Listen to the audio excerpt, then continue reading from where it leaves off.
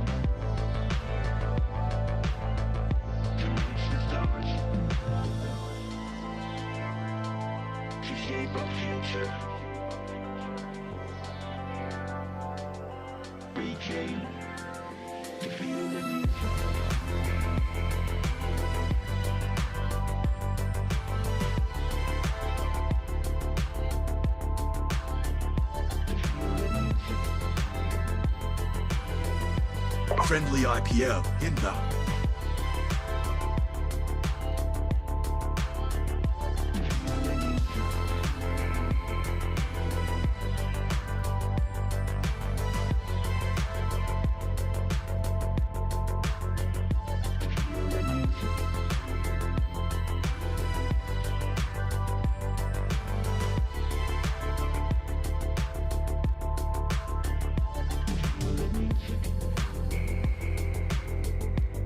Large journalistic force headed towards you. Stand by.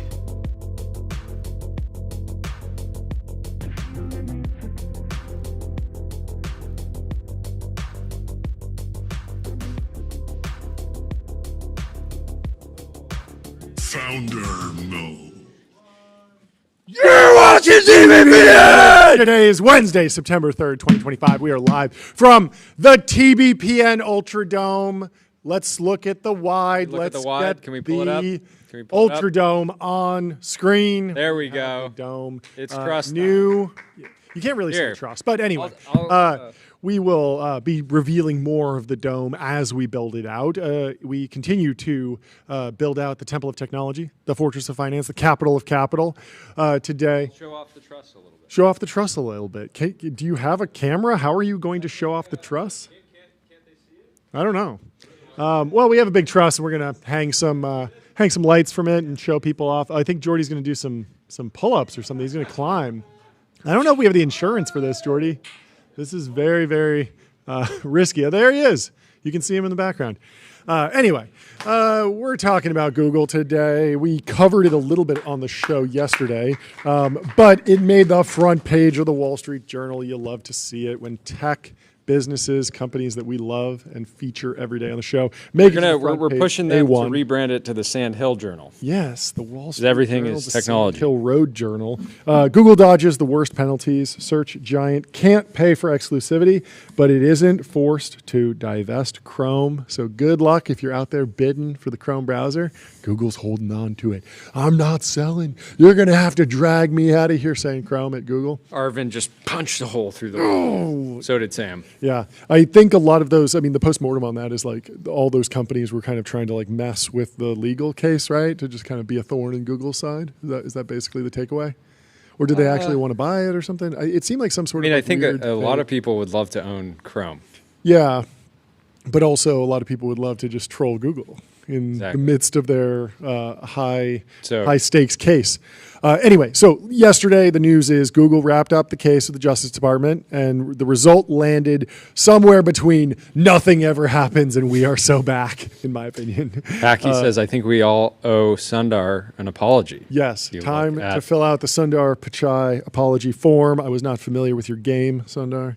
You're an absolute dog. And can we pull up the Sundar chart? Yes. Do we have a Sundar graphic we can pull up?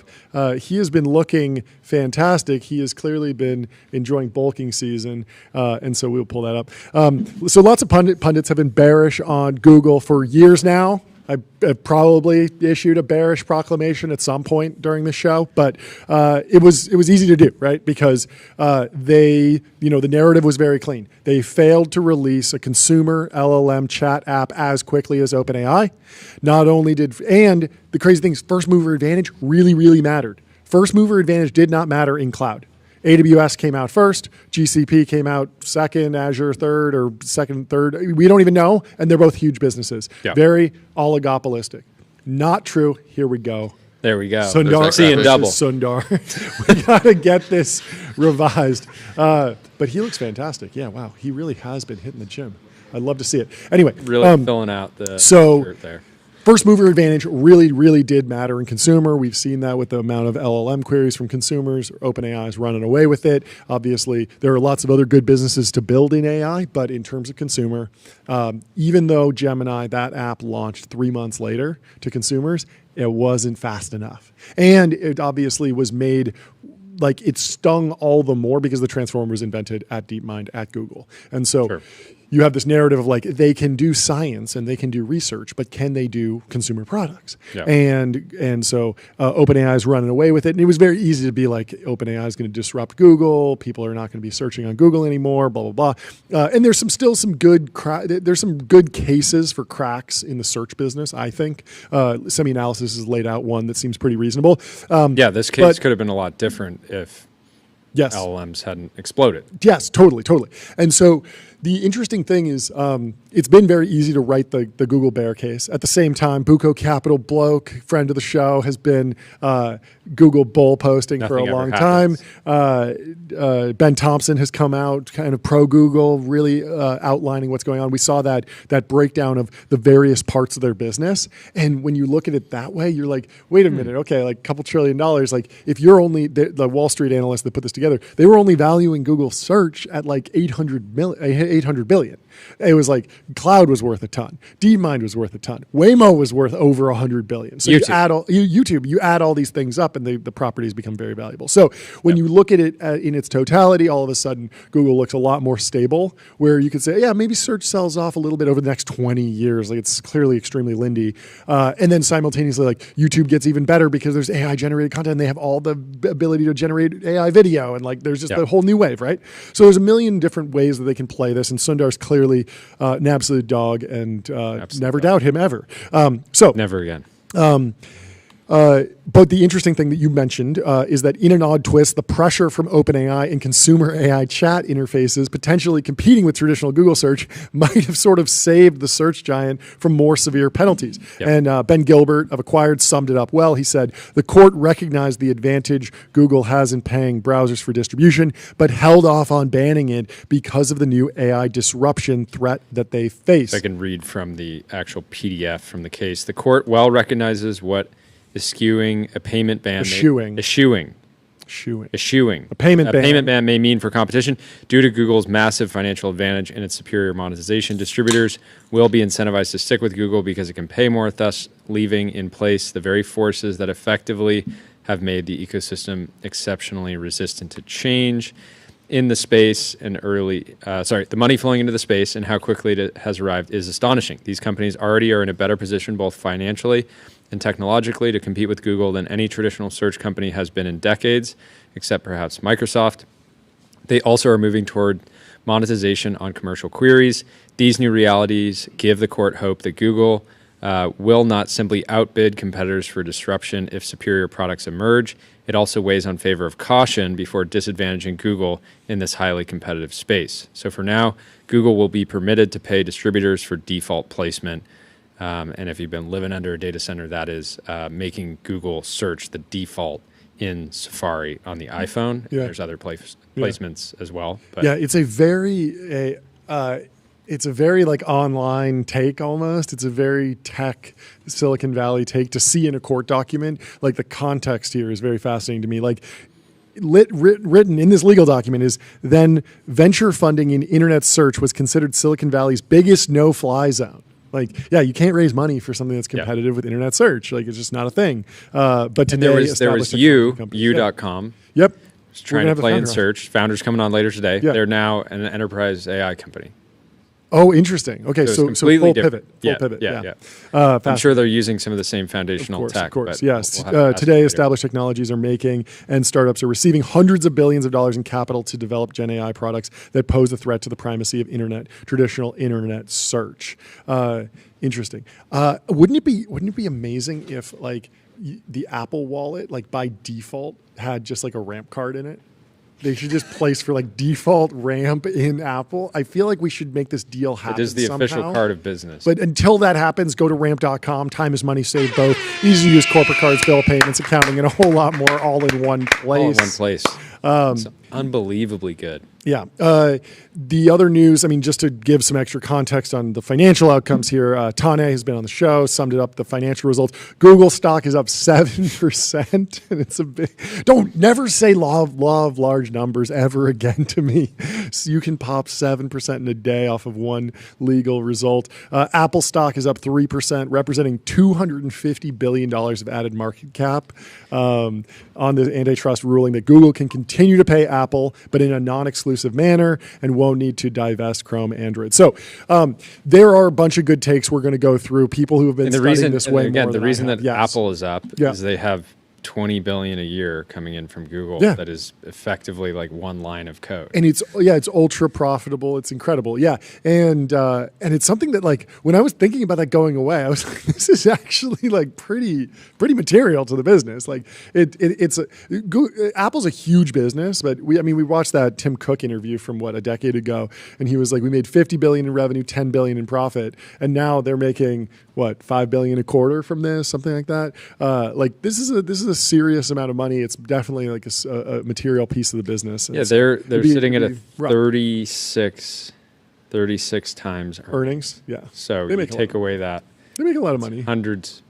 No, I'm just saying totally. Economic value Yeah. Like 500 billion or something. Hundreds like of billions of dollars. Crazy. Okay, so anyway, we're going to run through Ben Thompson's take because he's been studying this for the entire journey and for years, and I feel like he knows this stuff way better than we do. But I do have some questions that I want to dig into. We can kind of debate this, Jordy. So, and by the way, the chat was concerned because John Exley was not in the chat. He's on a flight. Give us an update. But he got the flight Wi-Fi, so he's locked in. What an absolute dog. And thank you to all the brothers in the chat for checking on Brother John. Yes. It's great. So my question is, we're going to go through the timeline. Tyler Cosgrove has written out the full United States versus Google case timeline we're going to dig through. We're also going to go through Ben Thompson's. But my question that I want to answer is, what do these pay for default deals look like going forward? Specifically, in artificial intelligence, there is going to be a particularly odd dynamic around how LLM queries route on the iPhone by default. Like the last possible moment to start taking AI seriously and build like a serious AI foundation model lab, the last moment that you could credibly do that, I feel like was earlier this year. Like that was when the last train left the station, and who was driving that train? Mark Zuckerberg. And what did he do? He went and tried to buy everything that was buyable and hire everyone who was hireable. That weren't buyable. And, yeah, for sure. And what he wound up with was not exactly a dream team. He didn't get Ilya. He didn't get Dario. He didn't get Demis. But he got a really solid crew, right? And some great business guys. Some great business guys, some great researchers. He also just filled out the researcher tiers. Like he's got a ton of researchers. So I feel like he wasn't worried about salary caps. No, not at all. And so we were debating yesterday whether Alex Wang was a good pickup for Meta. And my conclusion is like he is the best possible option, and I think it'll pencil out. I think it'll be a good deal. It is a big acquisition, and it'll be interesting to see how we look on that in a decade. But I think the opportunity is so big it makes sense. At the same time, like what would Apple even do if they wanted to compete in AI? Like everyone is taken off. All the pieces are off the board at this point. They don't have the DNA for mega acquisitions, so they're not going to go and try and buy Anthropic. Like that's just not how they work. They don't like writing $100 million checks for talent. Tim Cook only makes $74.6 million a year. They're not going to pay some AI researcher $100 million. Yep. It's just not going to happen. And so everyone else sort of has a dance partner at this point. Apple wouldn't just be like trying to turn the cruise ship that is Apple. They're building an entirely new cruise ship. It's just not going to happen. So I don't think Apple is going to try and build a serious frontier lab. I think they're going to partner on this. And the question is, where does it leave them? They have something incredibly valuable. Do you know how many active iPhone users there are worldwide right now? 1.5 billion. 1.4 billion. Isn't that a ton? That just, I feel like if I had to just guess, I'd be like, job's not finished. truly. But so like that is incredibly valuable because it's not just over a billion users. It's over a billion users that they can charge $9.99 a month forever randomly. Yeah. So many different monetization, but it's the top 1 billion really usually like basically of like earners because it's the most expensive phone usually. And they also have that button on the side that right now activates something that should feel like AI, but is very clearly far from the frontier. And so the logical outcome feels like a partnership here, but what will the scale and structure of that partnership be?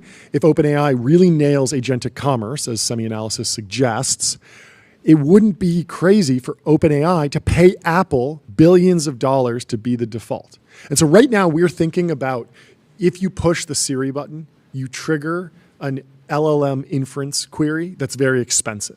Every time I hit ChatGPT, it's a couple cents. If I do some crazy reasoning thing, some deep research report, it might be $1. I don't even know. It's expensive, right? If I'm sending off some agent to go and like research every single different type of tennis ball. You drained an aquifer somewhere. Yeah, that's what it feels like, right? It feels like every time you hit a query, it's expensive. And so, but that's going to flip. And I think each query is actually going to be monetizable, and they're basically all going to be profitable like Google searches. And so if they are profitable, if every time someone hits an LLM, it's not a cost center, but it's actually a profit center, well, then OpenAI can pay to get more search volume, some more query volume. And so that means that maybe OpenAI will wind up paying Apple billions of dollars to be the default. And of course, they're going to try and build their own device, and there's a lot of other dynamics. But would they go with Gemini because they're already on Google for the search default? But would they go? Would they do that, or is that too? Is that never? Are they never going to be able to compete there because Gemini is so deeply integrated with Android, and the Android phones are over here kind of doing their own thing? So. You can imagine. And over this year, there's been rumors bubbling up of Apple in conversations with Anthropic, with ChatGPT, with Gemini, right? And a lot of these companies have been throwing around some very big numbers Yeah. with Tim and the Apple team, and I think they had at least back then they seemed to have some stickers. So right now, it feels like the foundation labs are going to Apple and saying, every time we run a query, it costs us 1 cent, 10 cents, $1, whatever. You got to pay us to use our amazing intelligence. Yeah, to bring value to your users. But I think it might flip. And I think that each query might actually be profitable just at the query level, because there's going to be commerce that's triggered from those. So in the future, you'll pick up your phone, you'll press the button on the side, and you can instantly fire off a best-in-class OpenAI agent to do your bidding. So you'll say, order me some creatine, and it'll just go do it. And that will be valuable, and that will actually that will be a profitable query. And so OpenAI could potentially be paying Apple for the right to do that. So right now, OpenAI and Apple do have a partnership in place, but the reporting suggests that no money is directly changing hands. But I don't necessarily expect it to stay that way. So I don't know. What's your take? How do you think that this is reasonable that OpenAI could be paying Apple billions of dollars within the next, 5 years? Or do you think it flips the other way and Apple is the one shelling out billions of dollars for access to frontier AI models from maybe Anthropic, maybe OpenAI, maybe someone else? Yeah, it's interesting. I mean, the people that are paying for ChatGPT today probably have a pretty insane overlap with iPhone customers. Like it probably looks something like this. Circle. I think that Sam recognizes, I mean, every consumer tech entrepreneur has like realized how important it is to integrate at the hardware level, right? This is why Zuck is hell bent on winning in VR, right? He's been sick of like being at the app layer. Totally. And I know that Sam does not want to be in that same, why would he pay billions for Johnny Ive and that team? Like he understands the importance of the hardware layer and certainly will recognize the leverage that Apple is going to have over the entire ecosystem. I think the question is, a lot of this just comes down to, in my view, are consumers going to be paying for AI in the long run? I haven't been totally convinced that the everyday American is going to be spending, certainly not $200 a month. I don't even know about $20 a month. I think it right? flips. It's gonna ultimately flip, and so I can see there being a period where OpenAI is willing to pay to be like the default intelligence product within the Apple ecosystem. But again, it is just going to be it'll be an interesting dynamic and partnership, right? Because there's so much tension there because Apple is going to want to, Apple is already selling intelligence as a reason to upgrade the iPhone, right? And they've gotten lawsuits over this because they sold Apple intelligence and then people are like, this isn't very smart at all. What did I just buy, right? And so are they going to be incentivized to say... Even 70 IQ is a form of intelligence. It's just a low level of intelligence. Yes. They didn't say Apple high IQ intelligence. They didn't say Apple super intelligence. They just said Apple intelligence that has some level of intelligence. Apple room temp. Room temp intelligence. Room temp. Hi, Apple.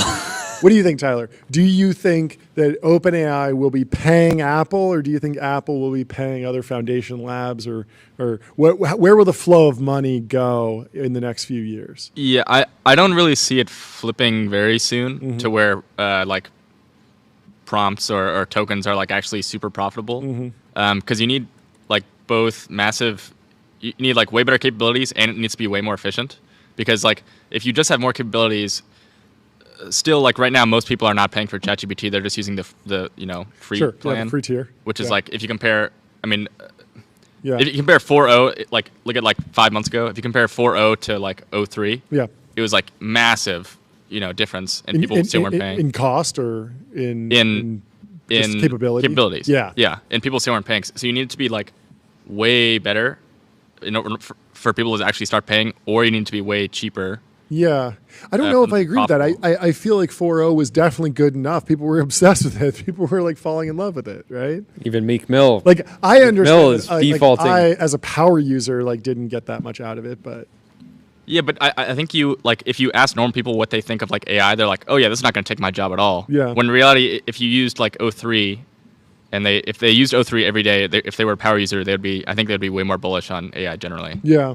So I think that might be evidence that people like, I don't know, are not. I think, I mean, one crazy dynamic is Apple says, I mean, if they were to do a deal with OpenAI, Yeah. they could just say like, great, like we're gonna sign up every, like how many paying subs do you have? Great, we're gonna start if Apple just starts heavily pushing ChatGPT, they will by default get their 30% from the App Store, right? But they could work out. So like this could end up being like, even if OpenAI is not directly paying Apple for it, it could end up generating.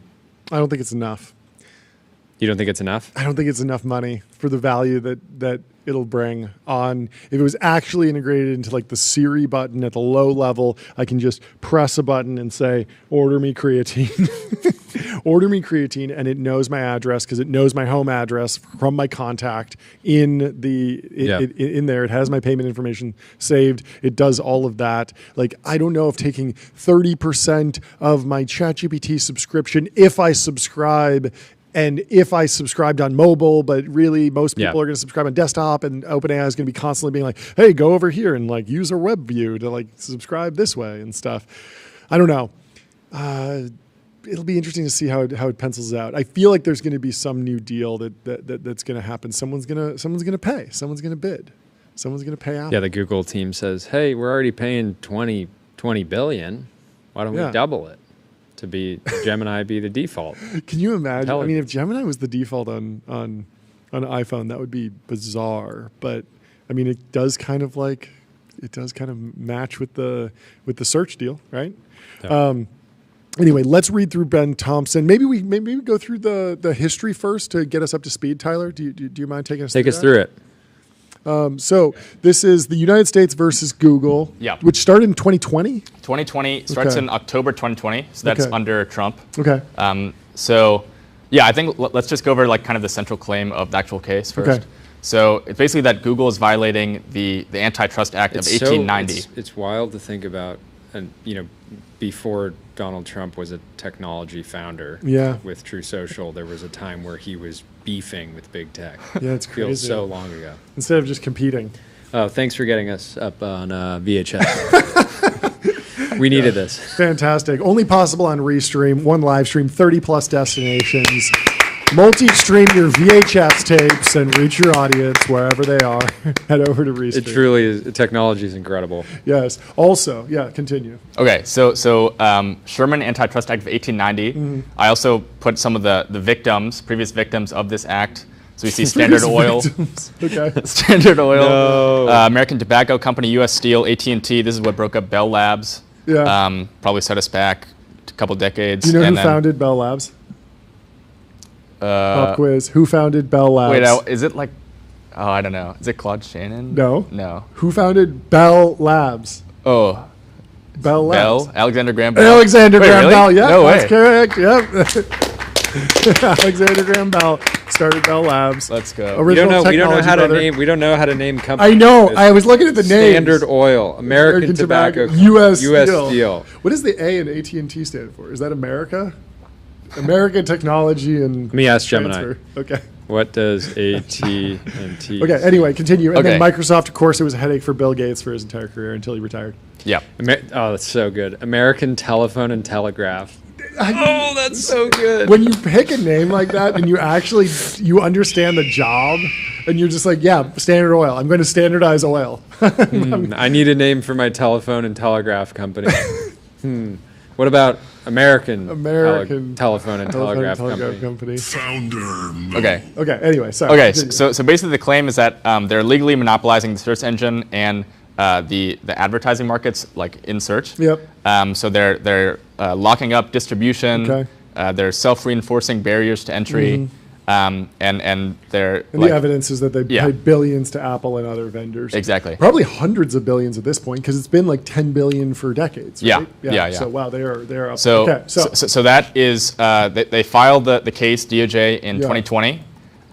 Wait, should we start with the history of Google Search and Safari and then run through this? Yeah. That might be better. So okay. So Google Search and Safari. So 2002. 2002. This is pre-iPhone. Yeah, this is pre-iPhone. This is just on Safari on the I Okay. guess the Yeah. Mac or Yeah, whatever yeah, it was. yeah. So Google is the default there. It's just like Apple just picked that because yeah, it was the it's best one. just the best Everyone thing. liked They just Google put it at the in. time. Yeah, there's no So deal or anything. Google's been the default search engine on Apple devices since 2002. Yep. And we don't know specifics. Most recently is $20 billion annually, but it's been an over 20-year partnership. I mean, that's crazy. It's crazy to go. I mean, Google was founded late September 1998. And then by 2002, you're the default on Apple, like the previous era biggest computing company. I mean, I guess Apple wasn't like what it is today back in 2002, kind of pre-iPhone. It was certainly not like the biggest company in the world, but still like Pre-Tyler, too. Yeah, Tyler. This all true. I mean, 3 years. 2005. 2005. Wow. Hey, if Wanna you want to feel feel old. old, born in 2005. Born in everybody. 2005. Okay, so anyway, Sergey Brin, what does he do? So 2005, Sergey Brin suggests some kind of revenue share. They always call it a Just revenue out share. of the goodness of his heart? What is he thinking? That's crazy. I have to assume there's some He's an honest competition. man. He's seeing it on the horizon. okay, yeah. But yeah, I like that they always call it a revenue share. They're not paying Sure, to be the sure, default. sure. They're just helping a brother out, Okay, you know. yeah, got it. And then 2007, Spreading the wealth. yeah, 2007, Spread the 2009. love. These are like the real negotiations. They're like it's like Mm-hmm. Sergey Brin says like, oh yeah, we need a revenue share, but then when it comes down to it, he's like, well, let's slow down, let's push the brakes a little bit. The numbers are getting a little high. And then basically the actual like numbers are not public. Yeah. They really only show up as a result of this case, like Sure. them being. Oh, after the fact. So we Yeah. learned this through the case. We didn't know for Yeah. years. Wow. Yeah. So it's not really till 2021. Oh, so there was like a full decade where people were like, yeah, like Google's probably paying Apple something. But Yeah, could be but like hiding a $30 million. $20 billion line item, and you're you can do it if I believe the disclosure rules in SEC filings are something like if it's a division of the company that reports the CEO, then you have to break out the financials. This is like YouTube. This is the story of like AWS when we first got the AWS financials. So if it's just something like is some deal and it's just one deal, like it's a not deal. it's not even like a whole division of the Sergey's like, company. it's a deal I did with Steve. Yeah, it's just like worry about other income or something like that. I don't know. Anyway, okay, So so 2021, it's kind of revealed Yep. or estimated at least that payments are around $20 billion a year. Yep. And then 2023, this is also a result of the case. Sure.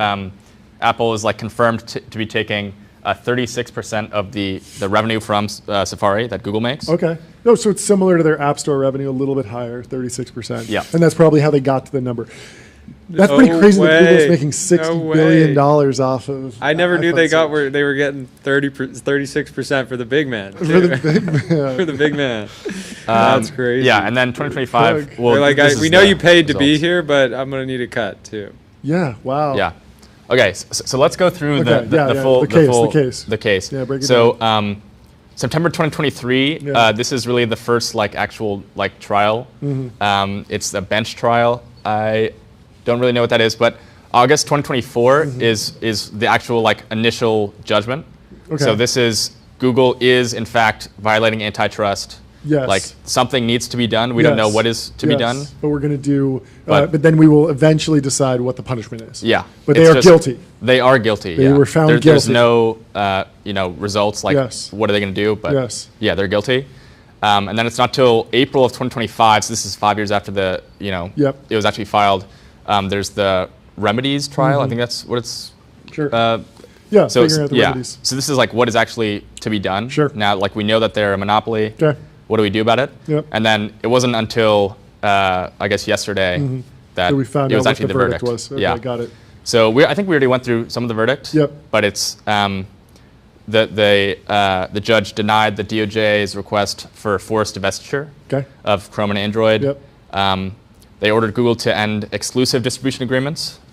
So that's like, I think we talked about this too with Apple. You can't like it can't be exclusive to Apple, the like payments or whatever. Yeah, what does that mean in practice? It can't be exclusive, so they have to pay like Xiaomi or something. Are we talking about other phone manufacturers? Are we talking about other search engines? Like I know that it like it's not like if I go into my Safari settings, I can't pick Bing. Like I can still pick other things. It's just the default that they're paying for. We'll Yeah. have to dig into that. Jordy, do you want to look that up or Asking something? Gemini. Okay, cool. I don't. Yeah, it's kind of like legalese. And then then there's mandating Google to share search index and user. Okay. Basically sharing data with So I don't competitors. understand the exclusive. So Google pays Mozilla. Yeah.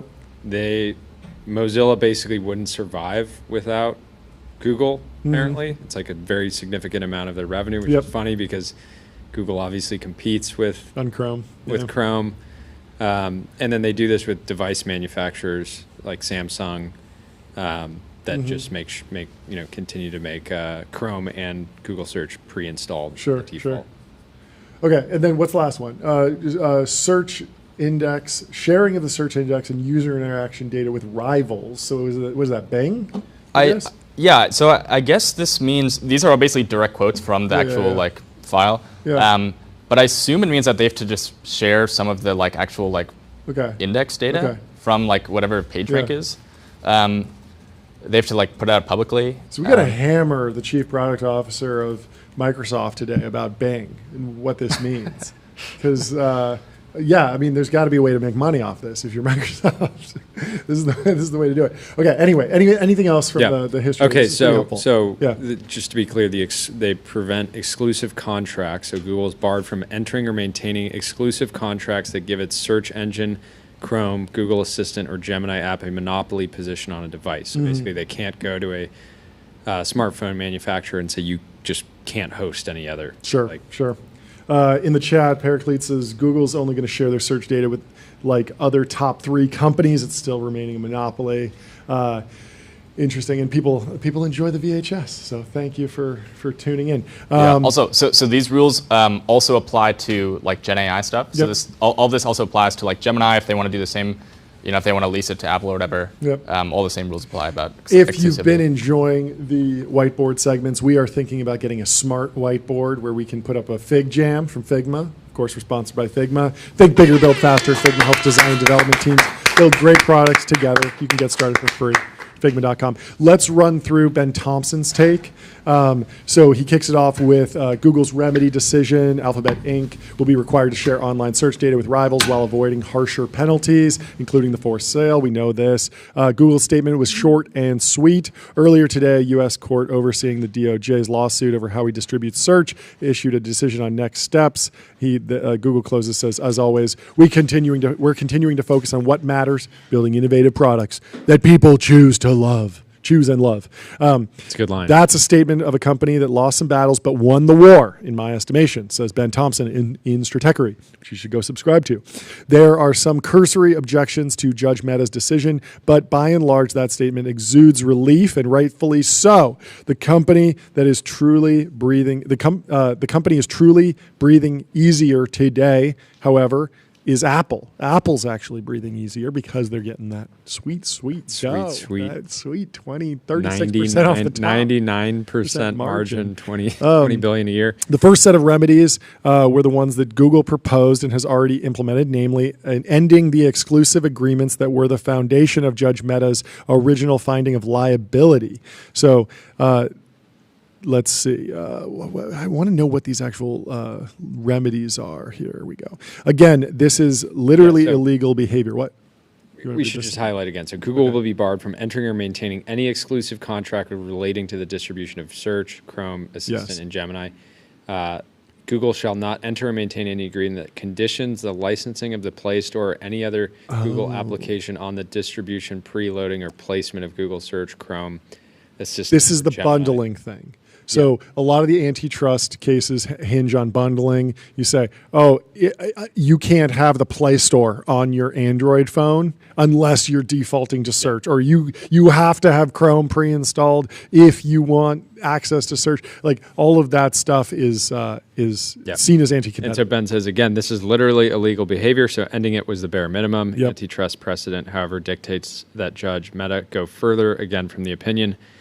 This is from Meta. Yeah. This is good too. So they cannot enter or maintain an agreement that prohibits any partner, either Apple or Samsung, from simultaneously distributing any other search engine, browser, or Gen AI product. So so Google can't go to someone and say, hey, you, in order to have search as your default or Google search or whatever deal we're doing or whatever we're paying you, you can't have Anthropic pre-installed, or you can't have Mozilla pre-installed. Like you can't can be in the choose whatever you contract. want. Yeah, can't be in the contract. And that is illegal behavior, and so ending it is the bare minimum, says Ben Thompson. Antitrust precedent, however, dictates that Judge Mehta go further. Again, from the opinion, the question now is what to do about Google's violations. Precedent requires fashioning antitrust remedies that effectively pry open to competition a market that has been closed by a monopolist's illegal restraints. Denying the fruits of the violation is a valid objective, and so too is ensuring that anti-competitive behavior will not recur in the same or related ways. The court has broad discretion to impose remedies to accomplish those aims. Judge Mehta laid out 4 fruits of the violation. The court found that the agreements had 4 main anti-competitive effects. They, 1, foreclosed a substantial portion of the relevant markets, thus impairing rivals' opportunities to compete. 2, denied rivals access to user queries or scale needed to effectively compete. 3, reduced the incentive to invest or innovate in search. And 4, enabled Google to increase text ad prices without any meaningful competitive restraint, thereby allowing Google to earn monopoly profits to secure the next iteration of exclusive deals through higher revenue share payments. These effects did not persist independently. Together, they enabled Google to widen the moats and pull up drawbridges to ward off competition. Great analogy. Judge Mehta attempts to address number 2, necessary scale, by forcing Google to share various types of data, including Google's search index, but not the actual data from the web pages in the index or the output of Google's PageRank algorithm.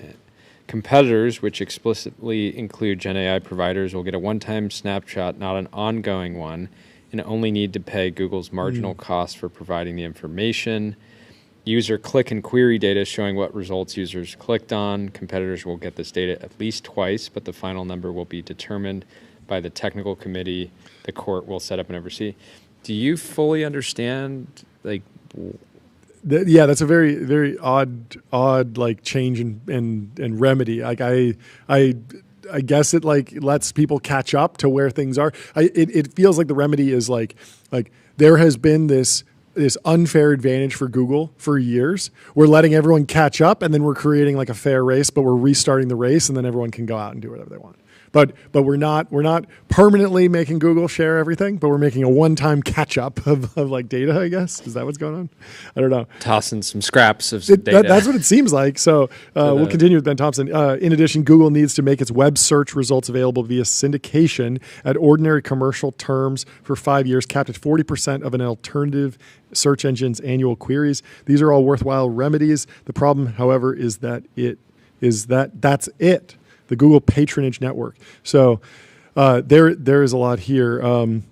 And he does talk about Bing. I'm going to work through the remaining 3 fruits backwards. First or fourth, Judge Mehta decided that Google sharing user click data for ads was both a request too broad, and also the court didn't know what data needed to be disclosed, so that one was discarded.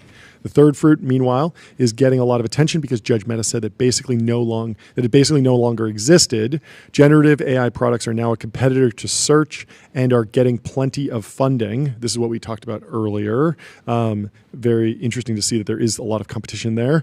In early 2023, when the new Bing with generative AI search, OpenAI's Sam Altman told Ben Thompson in a Stratechery interview, I think it's fabulous for both of us. I think there's so much upside for both of us here. We're going to discover what these new models can do. But if we're sitting on a lethargic search monopoly and had to think about a world where this was going to be a real challenge to the way that monetization of this works and new ad units and maybe even temporary downward pressure, I would not feel great about that.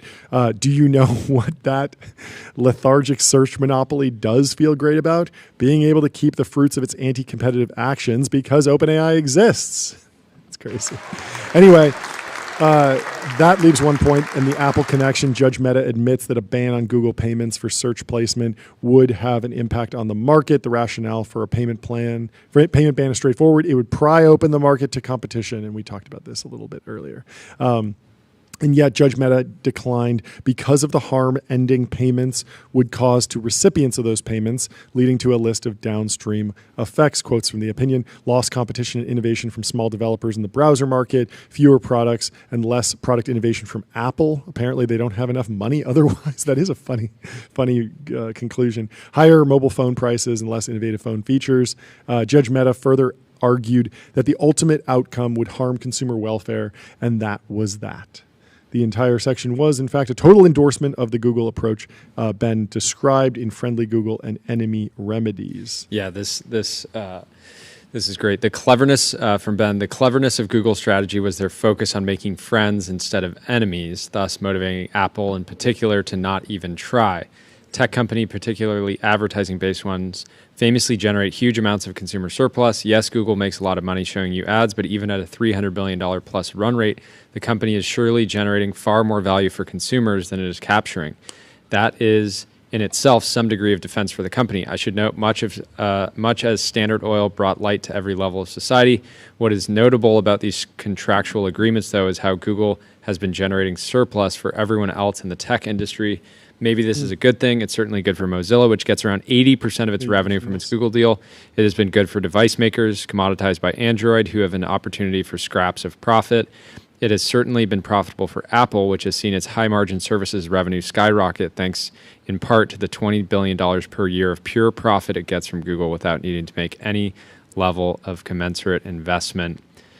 So what Ben actually recommended, and one more line here from an old from Judge Mehta. He says the revenue share payments shape the market for general search services in Google's favor. They provide an incredibly strong incentive for the ecosystem to not do anything. They effectively make the ecosystem resistant to change, and their net effect is to basically freeze the ecosystem in place. Apple's like, why would, we could compete in search, but why would we if we can get $20 billion a year? And the device manufacturers, they say, technically they could create a new search engine or new intelligence, but we could just get a revenue share from Google. There was I feel like there was a dust up back in the Steve Jobs era over Siri and whether Siri counted as a search engine and where the Siri project would go, because at a certain point, search had become so well defined in terms of the technology that you need to actually build a search engine that Apple could do it, similar to training a foundation model now. It's something that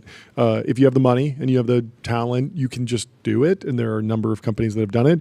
The problem is the distribution. There are other search engines out there, DuckDuckGo, but the problem is actually getting the aggregation of everyone actually showing up and getting the flywheel and getting the and making it a default. And Apple has the ability to make something a default, but you're basically paying them off to not go and build their own search engine. And it's this there's this tension.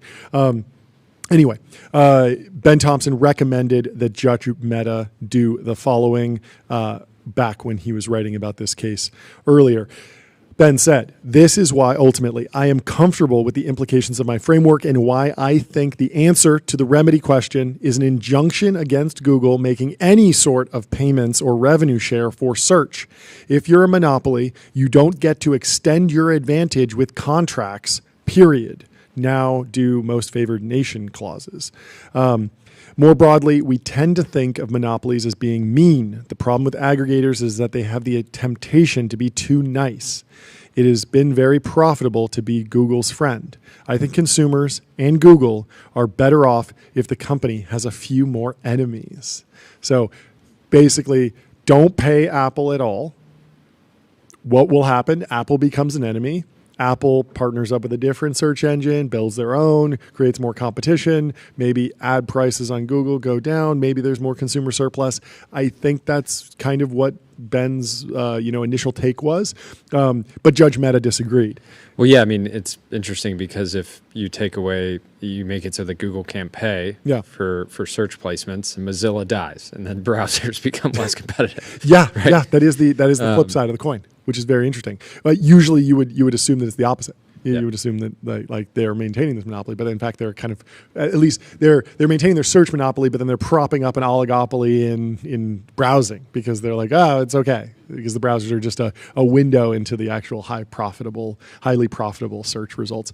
So Judge Mehta disagreed because Google's strategy of sharing its monopoly profits was deemed too important to undo. Note the paradox. Judge Mehta is implicitly admitting that as long as Google is able to pay for search placement, they will in fact continue to dominate search placement. After all, continued Google dominance is a prerequisite to Google money continuing to flow, thus avoiding the downstream effects Judge Mehta is concerned about. So he did allow for the fact that not banning payments might be a mistake. So he says, so for now, Google will be permitted to pay distributors for default placement. There are strong reasons not to jolt the system and to allow market forces to do the work. Still, judges must be open to clarifying and reconsidering their decrees in light of changing or unchanging market realities. The court is thus prepared to revisit a payment ban or a lesser remedy if competition is not substantially restored through the remedies the court does impose.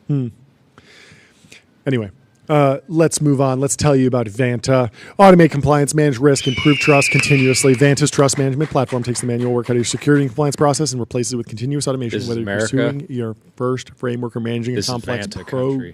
country. This is Vanta country. This is Vanta country. Annie says, be Nestle. Hire a French CEO. Act surprised that the Frenchman is having taboo, debaucherous relations on the job. Their president literally Didn't hear married his about child. this. Oh, you haven't heard about this? So this was in the Wall Street Journal yesterday, and we didn't get to it. And then it was also in the Wall Street Journal today. And Pull it up. Pull up the and journal. we've got to pull it up. So Nestle has fired their CEO following a probe of a romantic relationship with a subordinate. You can't even marry your childhood teacher in this country?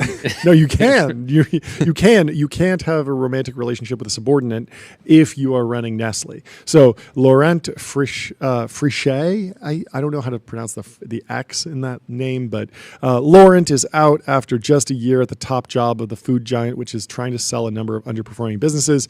They dismissed the CEO with immediate effect following an investigation into an undisclosed romantic relationship with a direct subordinate that breached the group's code of conduct. The Swiss maker of Nescafe coffee, Purina Pet Food, said Monday that its board had ordered the probe overseen by Chairman Paul Bulk and lead independent director Pablo Isla, with support of an independent outside counsel.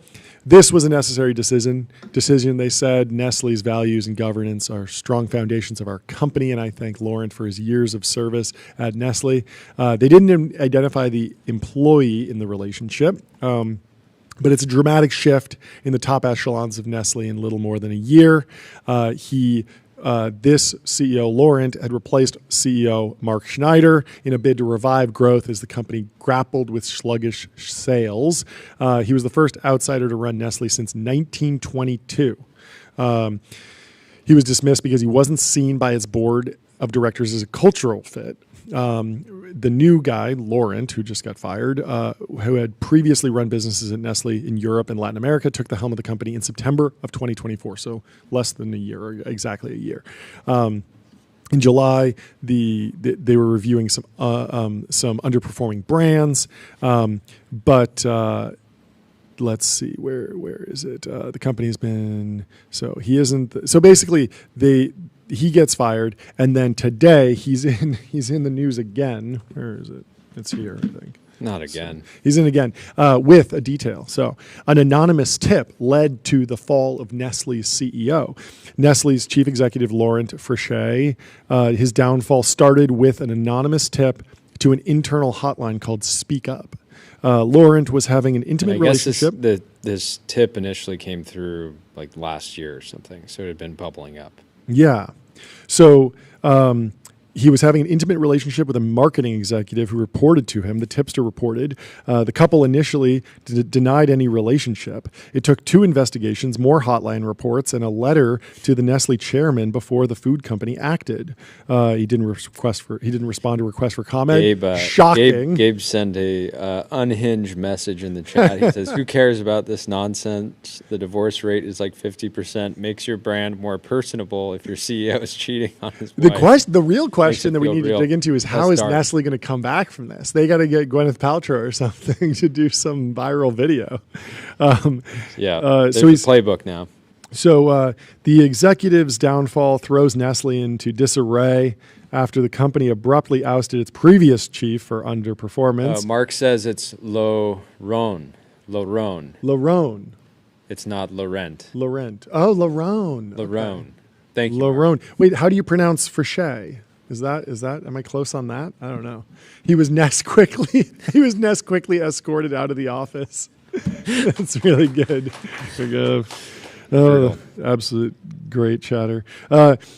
So Laurent is 63 years old and was at Nestle since 1986. He'd refocused the company on core brands. 86. A 40-year run. Almost 40-year run. 20 He was years like 24 before- when he joined the company. 20 years Insider. before Tyler was born.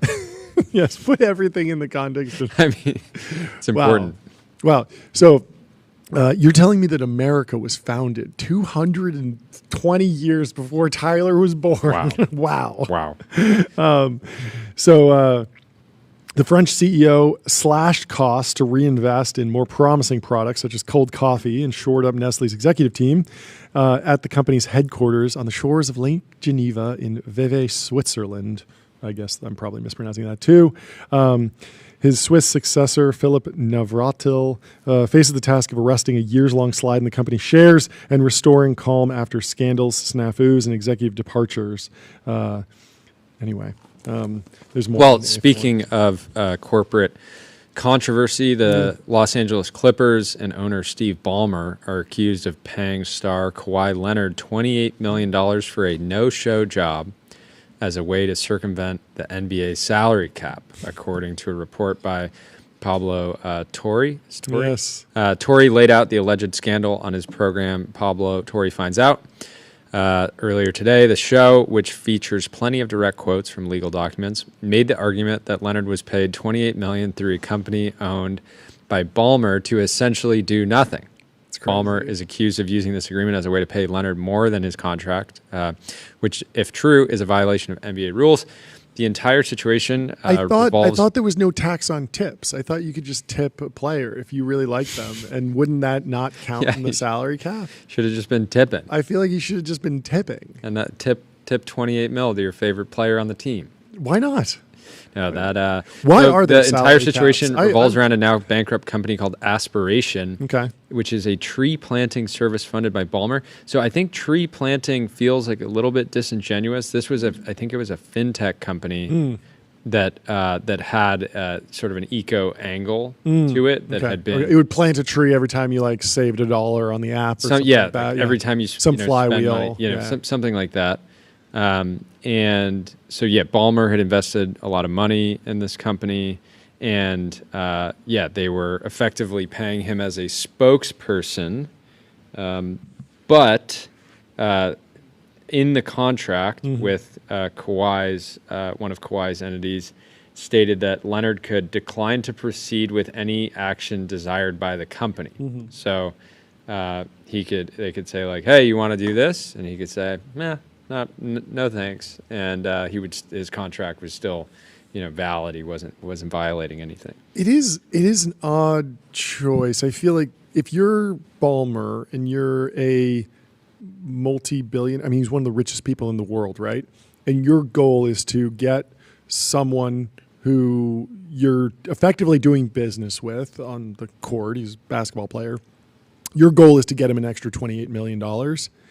Isn't there a better way to do that? Like, isn't there a way to like set up some fund that's, you cut him in on, and then you're actually like doing something economically valuable, like go invest, get into Founders Fund, Growth Fund. I mean, that's one option. But honestly, it's like, couldn't you just make some calls and get him more Super Bowl ads and get him more like ad deals? Like just make some calls and get some like legitimate business. Like, it doesn't seem like that crazy of a number to try and pull together, like somewhat like much more legitimately, like there are probably advertisers out there who would say, "Oh yeah, like we'll pay him a couple $1 million to be like our, the face of our brand." 28 million is a lot though for a company that had only raised a couple $100 million. No, what I'm saying is that like Is it like? I mean, the question. Does he the not question have the to me soft is like, power at Microsoft to say, "Hey, we're rolling out a new version of Excel, and you're going to be the face of the the campaign"? new Clippy is going to be Kawhi, Awesome. little Kawhi, hanging out, I love it. helping you. And There's got to be some other way to Well, help. the way is to actually make him an ambassador for the company. Like Yeah. I don't think there's anything illegal about somebody, Yeah. a basketball player getting a major endorsement deal Yeah. outside of their team. Yeah. But I think the thing that ticks it off is, really big number, and then they weren't able to find any content that Kawhi was in related to aspiration. So signing this big sort of like, If you sign a deal with a company to promote them, you have to run ads for them. You have to tell the audience about Graphite. Code review for the age of AI. Graphite helps teams on GitHub ship higher quality software faster. Get started for free. we they're will not- always tell you. They're not paying us to get around the podcaster salary cap. No way. Yeah, I mean, I read this and I was feeling so grateful that we don't have any salary caps in business. Yes. 100%. We wouldn't have been able to retain. We wouldn't have been able to retain Tyler. I also don't know if I don't know that I feel that this story is finished. It feels like it's viral and there's some allegations, but I will be reserving my judgment until I hear Steve Ballmer. And Yeah, the Kawhi Clippers Leonard. already responded. They said neither Mr. Ballmer nor the Clippers Yep. circumvented the salary cap Yeah. or engaged in any misconduct related to aspiration. Any contrary assertion is provably false. Yeah, it's like an anonymous inside source from Pablo Torre found out. I mean, I Who do think if you knows care, this is good? if you care about basketball, Yeah. and you care about this, if you're another team, are you not like deeply frustrated? If it's true, it might If not it's be true. true. Yeah. Like he might have been like, yeah, I had a deal. We signed the deal. It was 28 million. They were not very good at planting trees, and so they didn't pay me anything, and I didn't do any promotion for them. So yes, there's technically a contract, or It's there also could not just- be a it's also contract. just crazy it could be because- this anonymous source so just Leonard- saying like whatever. I mean, this is not an anonymous source. It says This an is inside like, source. Inside I mean, source. but he's like a capital J journo. Pablo Torre. Yeah. Oh, okay. I don't know. Yeah, I don't know mean, about- he seems is to he be, at like, the Athletic or something? doing What's that pretty A? legit journalism. Okay. But the I don't funny know. thing is, so Leonard, not anonymous? Leonard joined the Clippers on a 3-year, $104 million deal in 2019, re-upped in 2021 for $176 million, Mm-hmm. and then re-upped again in 2024 for a 3-year, $149 million extension. And so the $28 million is like almost like a rounding error in all of this. I mean, it's a big number, but at the same time, like, would he not have joined the Clippers? Yeah. Like, would he have gone somewhere else if he hadn't gotten this? Yeah, I don't know. Yeah, maybe the nature of the salary cap is there is more cap space at another team. NBA fans in the chat. Yeah, let me know. Does this piss you off, or is this fair game for Kawhi Leonard to be the faceless face of aspiration? Yeah. Aspiration isn't even around anymore. They're chapter 11. There are plenty of sports with no salary caps, right? Where they can just spend as much as possible. Isn't F1 kind of like that? Maybe Kawhi just hates trees and wanted to put this company in the dirt. Who knows?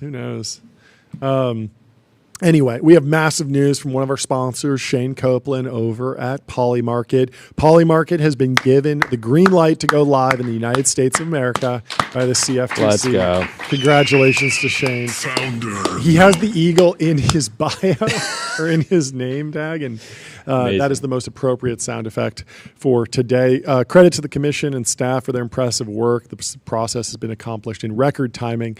Fantastic turn of events. What a story. What Mike Wenner's there in the reply saying ban to approval in 3.5 years is an absolute speed run. Very, very difficult to get new things done in the government generally. Is very tricky, and they figured it out. So congrats to everyone over there. And if you're tracking any news, head over to Polymarket to check it out. We of course have Polymarket powering our ticker down there. Anyway, I want your review of the new Aston Martin Vanquish, particularly this one. This is your favorite colorway, right? Green over tan? Yes. So it's green over tan. It's finished in historic California sage over 21-inch liquid silver wheels. It features a 5.2-liter V12 twin turbo with 835 horsepower and 1,001 newton meters of torque. I absolutely love the Vanquish. Yes. I think I want to pick one up when they're half off in 2 years. You think there'll be a depreciation? I think this is like a $500,000 car right now. Yeah. Feels like it's going to be a $250,000 car in a couple years. Well, why do you Not think? Why do you think Aston Martins depreciate so much faster than Ferraris? Is it just the limited run nature? What's driving it? One big issue Yeah. over the last few years has been the Lack of James Bond movies. internal electronics have been Oh, yeah, extremely outdated. dated. So Yeah. until the last 2 years, they were extremely dated. So Is you that buy not true for Ferrari? Is Ferrari known for like amazing CarPlay integrations? I mean, not to the same degree. I mean, Sure. if you buy a 2021 Aston Martin, Yeah. it feels like sitting in a car from like 15 years ago. Yeah. And people just don't like that, right? Like I've looked at them and I'm like, if I'm driving this around LA, Can you just rip all that out and get one of those aftermarket things with like twin you can, but 12-inch subwoofers in the back? And it's kind of janky. I think you could put it on spinners and take it to the Pimp My Ride shop with exhibit and throw a TV in the front. I don't know. Or you could pull off you know what the cops do, where they put the full laptop next to them. Have you seen that? Where you pull up next to a police officer. Oh, yeah. And they have the full laptop. And you're like, wait, Yeah. you're pulling somebody over for using their phone, and you're on your laptop. Oh, you're watching TBPN. yeah, little hypocritical, don't you think? Oh well. But Yes. I Why? think this. What? Yeah. Why? I think why, this why will do you change. think I think they'll- this will they'll change depreciate? a Do they little just make bit. too many Lawrence, of them or something? Or are they just Lawrence limited? Stroll Yeah. is out to win in the category. He's taking it very seriously. They've upped their manufacturers like guarantees now. They've Yeah. made it a much easier decision. We'll see how these do. I still think they lack the kind of like cult, the scale of the cult following that obviously Porsche has. But I think in this case, I like this colorway. I think green on tan, the meta, it's timeless, but I think the meta is fading, and brown on brown. Brown on I brown. make Yeah, the call. we saw a big- brown on brown Porsche at the gym yesterday. And I tried to Jordy buy it. jumped out of the car to go shake the person down and Tried it, made a bid. You made a bid? Well, I Wait, just was that said, when would you sell me your car? Really? You said that? Yeah. Oh, I didn't realize that's why you went up. The woman to said that no. That's hilarious. But brown on brown. The most bullish catalyst for this Vanquish going asymptotic and going into the stratosphere in terms of price, Aston Martin is, of course, partnered with public.com. That's right. And so all the public.com fans, the investors who take it seriously because they have multi-asset investing, industry-leading yields, trusted by millions, all the public.com fans will buy Aston Martins now. And Public is a sponsor of the U.S. Open Yeah. and some tennis players. So they sent us some balls. Is Aston the Martin other day. paying Public to? Whoa, that's a good sound. Smell it. Oh, I don't think you're supposed. you're I don't definitely think supposed to you're smell it. smell that. That's rule number one Trying of to kill opening me, a John? ball of tennis Trying to balls. kill me, John. Anyways, these are fantastic. This is really cool. We gotta get it. I mean, we almost have room for a court here. Now, are those actually tennis balls, or could those be used for some of the less popular sports, the padel and the pickleball? Oh, I think it would be wrong to use these for anything but tennis. Does padel or pickle have like this different ball? Pickleball does. Pickleball I don't has know, its but own I've never ball. played What does padel. Padel use? I don't know. Anyway, thank you to the public. No, team for sending us. Padel have higher pressure, thicker Higher felt, pressure balls. slightly larger size. Okay, interesting. Well, sorry, standard tennis balls are Padel is smaller, I guess. Anyways, Yes. Well, Klarna is going public, and Eli says, Friendly says IPO in the ooh, that's a good one. Says interest in this IPO, but $35 seems like a lot to pay all at once. Would it be possible to split this up into 4 interest-free payments? Of course, hilarious. well, I mean, this is what that company, this is what Basic Basic Capital is doing. They're basically Oh, they bringing are. leverage to the people. Yeah, for your 401k. Yeah, pay later. It's very interesting. Yeah, I mean, we talked to Max Levchin at Affirm. We've talked to Sebastian at Klarna, and Affirm's doing very well. So that probably bodes well for Klarna going out. At the same time, it's oddly competitive. It's kind of shocking to me that there's such a duopoly here, and one company hasn't run away with it. Like Shopify has really compounded and compounded and compounded, and really defeated a lot of the other e-commerce platforms. But in terms of the payment processors, it's been much more oligopolistic. Maybe it's just because the dynamic of the buyer wants to bid the two against each other. So like the Stripe Adyen dynamic kind of comes to Klarna and Affirm.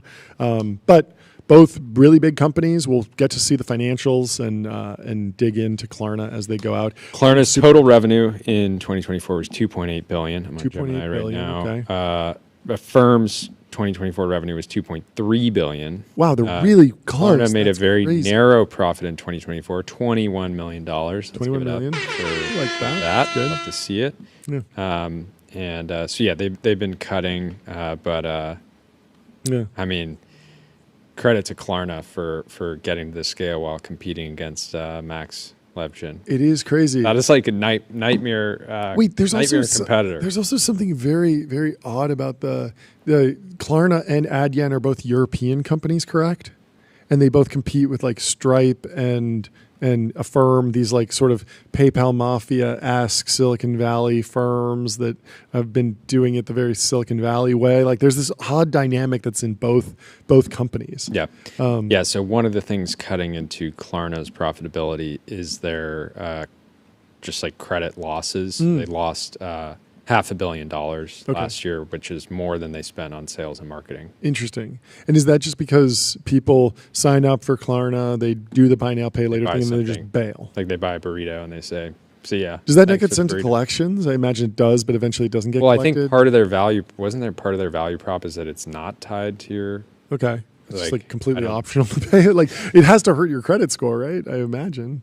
Like I mean, maybe it goes into some sort of database, but the idea that you could just go around and use buy now, pay later willy nilly and never pay your later part does not seem sustainable. Anyway, if you're looking to slice up a bunch of financial data, do it on Julius. What analysis do you want to run? Chat with your data and get expert level insights in seconds.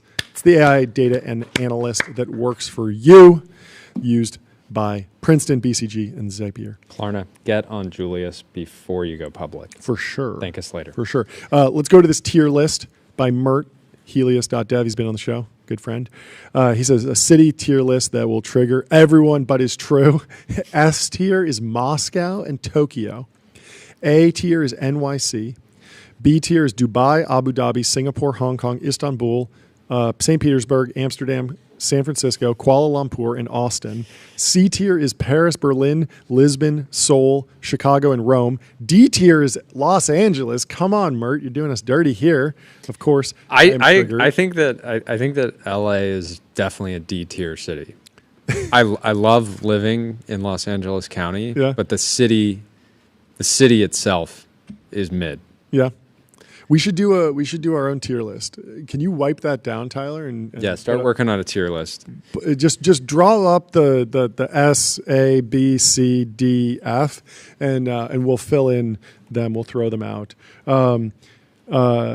This is so funny because one of the first replies, SF not even on the list, is accurate. And SF is on the list in B tier.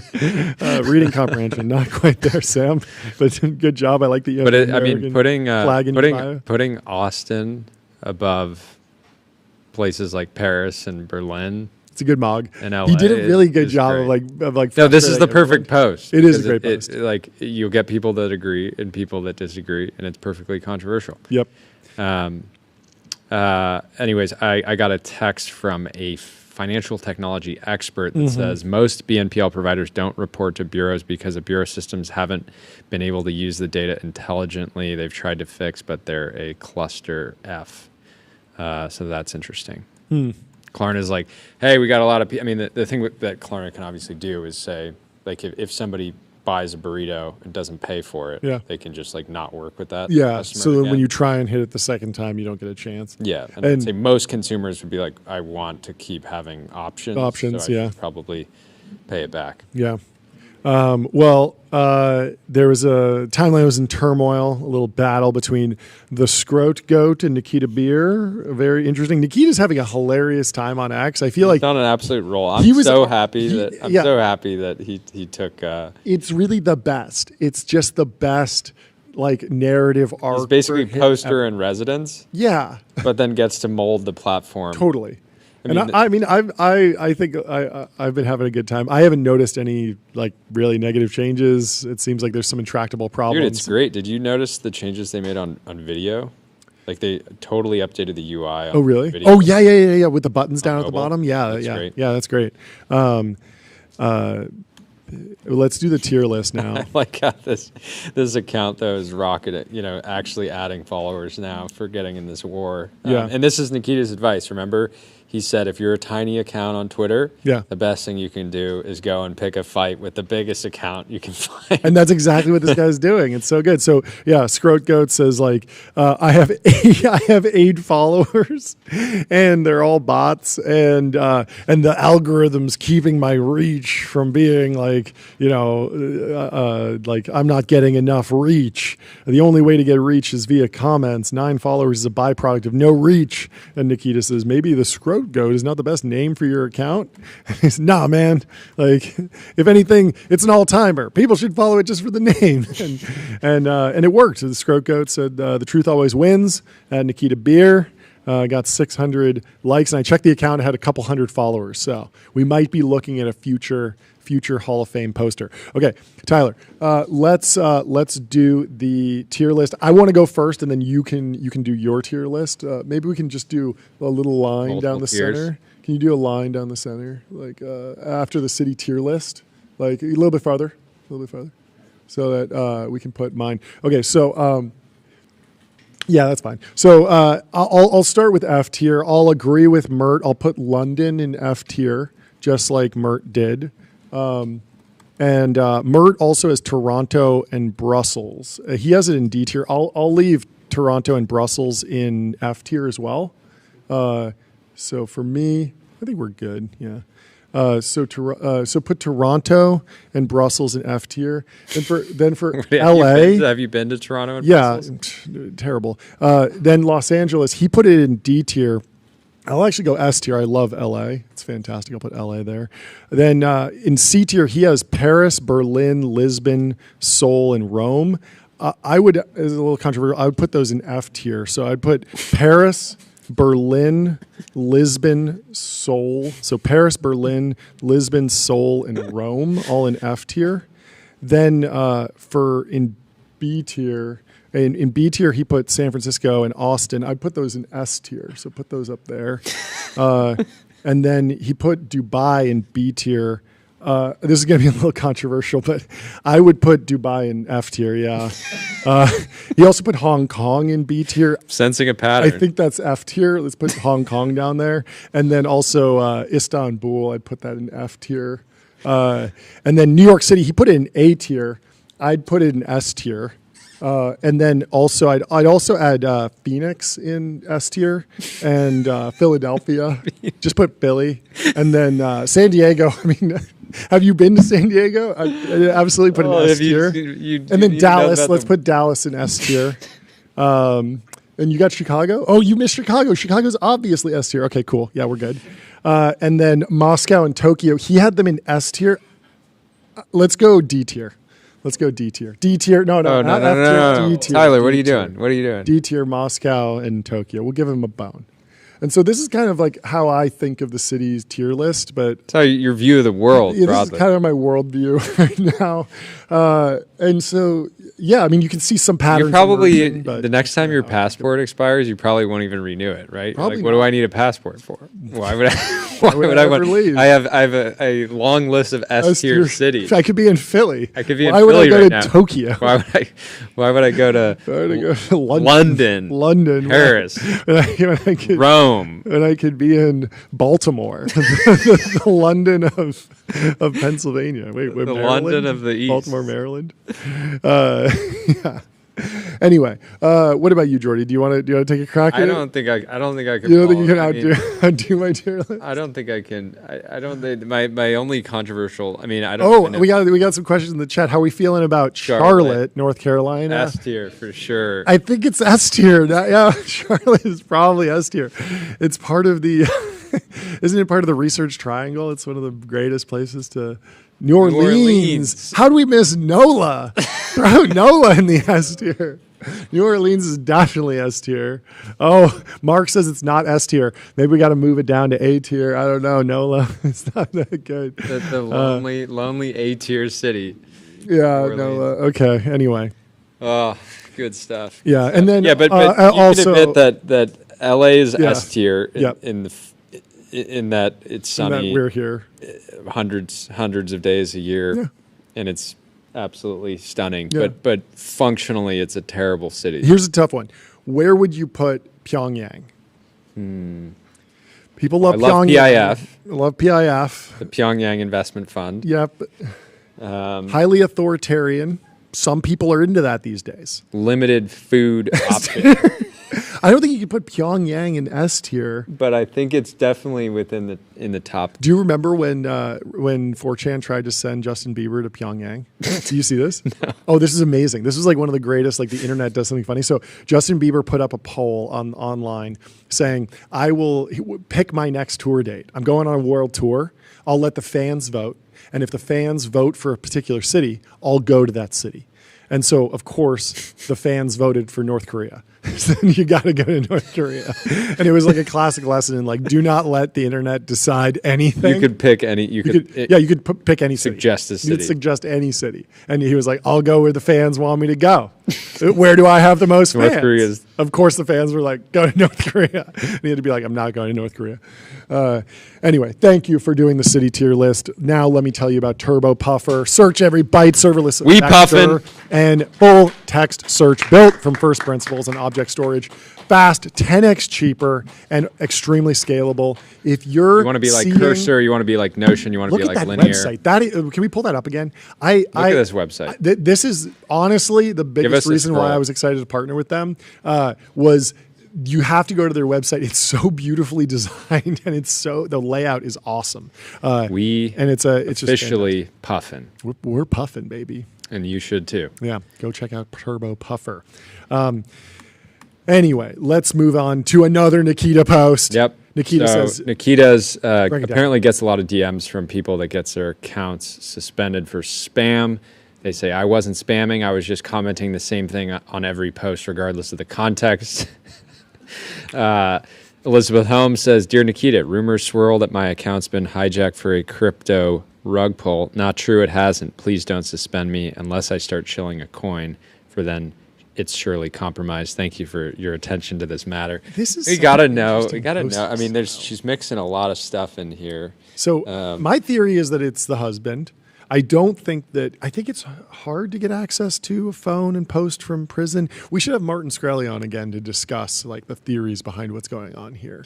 Because Could she get a printed out, could she get 100 posts a day delivered to her that are just like absolutely, basically you can letters? get fan mail letters, And then she could write back replies. Absolutely, letters one by one. What are the as timestamps replies. on here? 2 hours ago, 8:45 a.m. It feels like it's too quick of a turnaround. At the same time, there have been reports of like mob bosses, gang members in prison who get access to cell phones that get smuggled in. I mean, all sorts of stuff gets smuggled into prisons. They're not the most secure places. They're designed to keep people in, not necessarily keep everything out. So they bribe someone, they get something in. And there was a case where I believe in LA, there was a gang member who was calling hits on people from prison, like organizing crimes from inside the clink. So not very good. And yes, SBF did do the pod from prison. I'm not sure how they did that. It might have been over the prison No, phone. but he got in trouble at the prison for doing that. Yeah, but I don't actually know the rules. Like, are you allowed to do pods in prison over the cell phone? Like, I don't. Can you record that? It feels like building. I know that after you go to prison, you can't sell your life rights. Like, you can't make a bunch of money off of selling the rights to your movie or your book. Like, I think it just doesn't work like that. I actually don't know enough about it. We should dig in much more and do a whole deep dive. Tyler, did you have something else that Prison you economy. want to share on I was just Peter going or to bring up the Elizabeth SBF Holmes? thing because Yeah. I mean he had a laptop, So He I had don't a full know. laptop, but was he posting too? Is he still posting?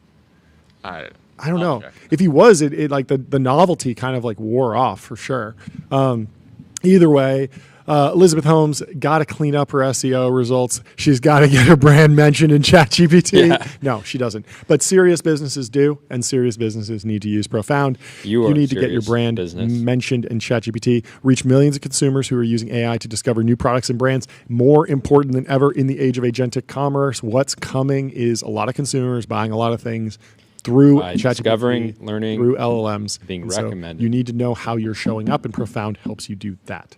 So, This is crazy. Morning Brew Yes. has some a highlight from the Athletic. Stream East, the world's largest illegal sports streaming platform, shut down in a sting. They had 80 unauthorized domains, 136 million average monthly visits, and 1.6 billion total visits in the last year. The digital equivalent of catching Blackbeard. whoever writes for Morning Brew, fantastic Crushing post. it. Stream East was the bane of Dana White's existence. UFC, I'm sure. Yeah, so a lot of Sure. the pay-per-views were streamed Yes. over here, and this I would assume that this platform alone accounted for $1 billion plus of like lost revenue for the UFC. It's been operating for years. Anybody from anywhere in the world could just tune in and watch a pay-per-view. Yeah.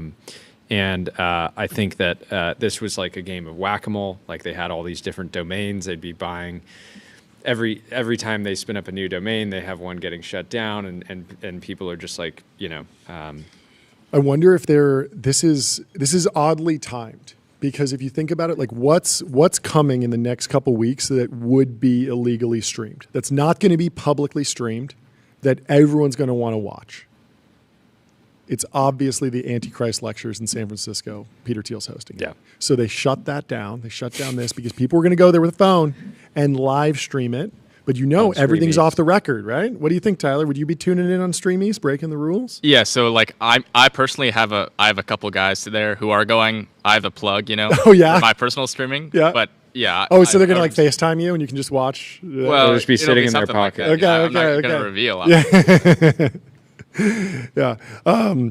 I was trying to think of like why am I not familiar with this? Why am I this is the first time I'm hearing about Stream East? It's because I don't watch sports at all, and I can't think of anything that I would want to watch that's behind. I've never bought a pay-per-view in my life. The first freeload off of Rob and Yep, David. yep. and I free off of you for nice, sure, dude. Nice, for sure. Nice. And other than that, I mean, was their entire business just like UFC piracy? Like what else no, is there? all sports. Because But- there's people that don't have cable. Oh, so it'd you be want to watch the basketball, NFL game? Yeah, Tyler, what are you saying? baseball. What Yes. you got? So like I also don't really watch sports, but at school in Yeah. college, Stream East is like, I mean, everyone knows Stream East. Like that's like Really? basically the default, Wow. rather than, I mean, some people have like the cable equivalent or something. Yeah. But yeah, every UFC, every football game. Yeah.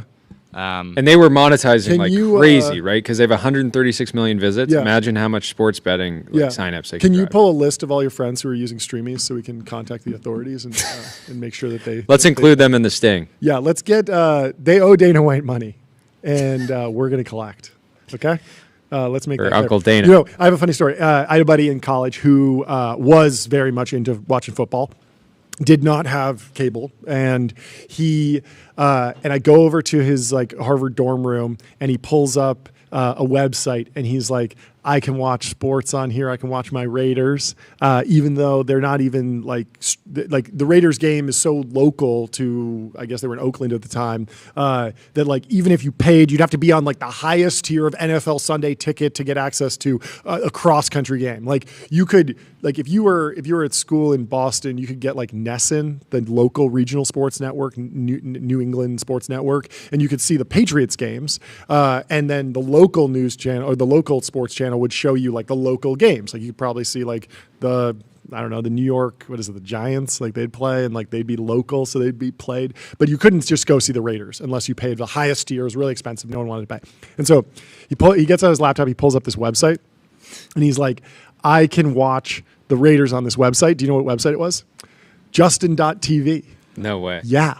And it was the funniest thing because he explains it to me. He's like, yeah, anyone can go on Justin TV. This is pre-Twitch. They're saying we should citizens arrest Tyler's friends for using Streamies. Yeah. Can you guys, no show tomorrow. We're gonna be citizens invite them? arresting. Tell them that we're hiring like tons of interns and they pay really high and like they got to get out here. Just it's a 1 week intern. We'll do a citizens arrest on the stream Yeah, they'll shut in it down. support of Dana White. But so my buddy pulls up Justin TV and is like, yeah. Apparently, anybody- Mark in the chat says LeBron uses Streamies. What? I guess he was he like? caught? I feel like I remember this. Was he like? caught in, Oh, like, I've seen this. Well, a lot of people do this. Oh, F1 was big on Streamies. Yeah, that makes sense. A lot of people do it just because it's a hassle to figure out how to do the pay, how to pay. Trey says I would never watch Streamies because then I wouldn't see the local ads. And that's an affront There to we the go. advertising industry. Thank you. Thank you, Trey. Thank you, Trey. Thank you for supporting big television advertising. So my buddy is watching Justin TV. Justin TV had all sorts of crazy, because anyone could spin up a stream, so people would do all sorts of crazy stuff. The gaming thing was the first intersection of like, oh wow, this is legal and growing, and it's a niche that no one else is catering to. Like G4 TV existed, which was a TV channel just for video games, and it was like scripted content and talk shows and interview shows. They had a whole bunch of stuff, but there wasn't that much video game content. And so like they eventually pivoted into Twitch and figured out that was the right thing. But before they pivoted, Justin TV was playing whack-a-mole with all the scammers, all the illegal streams, and it was like a huge hassle. And of course, you get adult content and all sorts of stuff. But the funniest thing, and it's a interesting challenge for a platform like that that's trying to bootstrap itself and get a lot of content and users, because that's some of the most in-demand content is like an NFL game. Look at the visits on this. Stream East had 136 million average. They're like, visits. we gotta knock out these illegal streams, but at the same time, isn't that more than all of F1 combined or something like that? Right? Yeah, I think they get. Wasn't F1 at like 100 million or something like that? No, they get like a few million live viewers in the U.S. And then an incremental 100 million on Stream East. And so, they should be selling those ads. Hey, if you're putting your logo on a F1 car, it's going to be seen on Stream East, so you got to pay up. Anyway. Wait, should we pull up this video? This hot mic moment? Which one?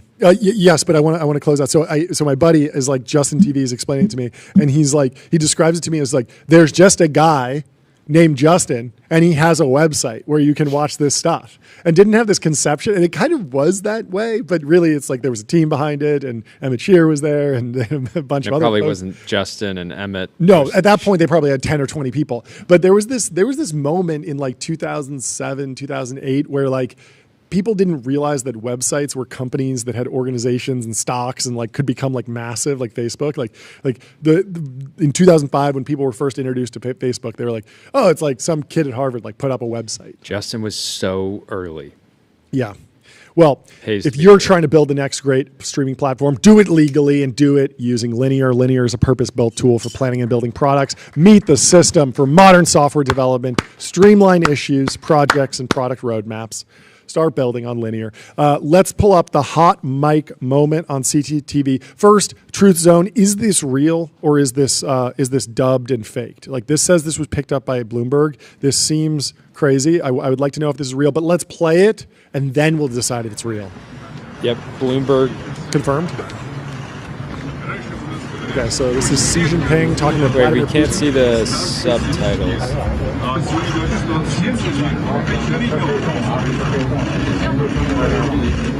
Okay, start it over. Yeah, what are the subtitles? No, they're here. Okay. In Mandarin. What's he saying? These days, 70 years old. Earlier, people rarely lived, but these days, 70 years, you're still a child. Still a child. That's amazing. Putin speaks inaudible. Just walking. How are they picking this up on this microphone? This is so rough. With the development of biotechnology, human organs can be continuously transplanted and people can live younger and younger and even achieve immortality. Immortality. Wow. Predictions are this century, there's a chance of living to 150 years old. That is crazy. He's like, I'm just getting started, actually. I'm down. Extremely bullish for New Limit, Jacob Kimmel. True. Extremely bullish. Speaking of old people, guess who the oldest billionaire in America is? His name's, or guess how old he is. The oldest billionaire in America. 94. You're 10 years short. He turns 104? 104 in September.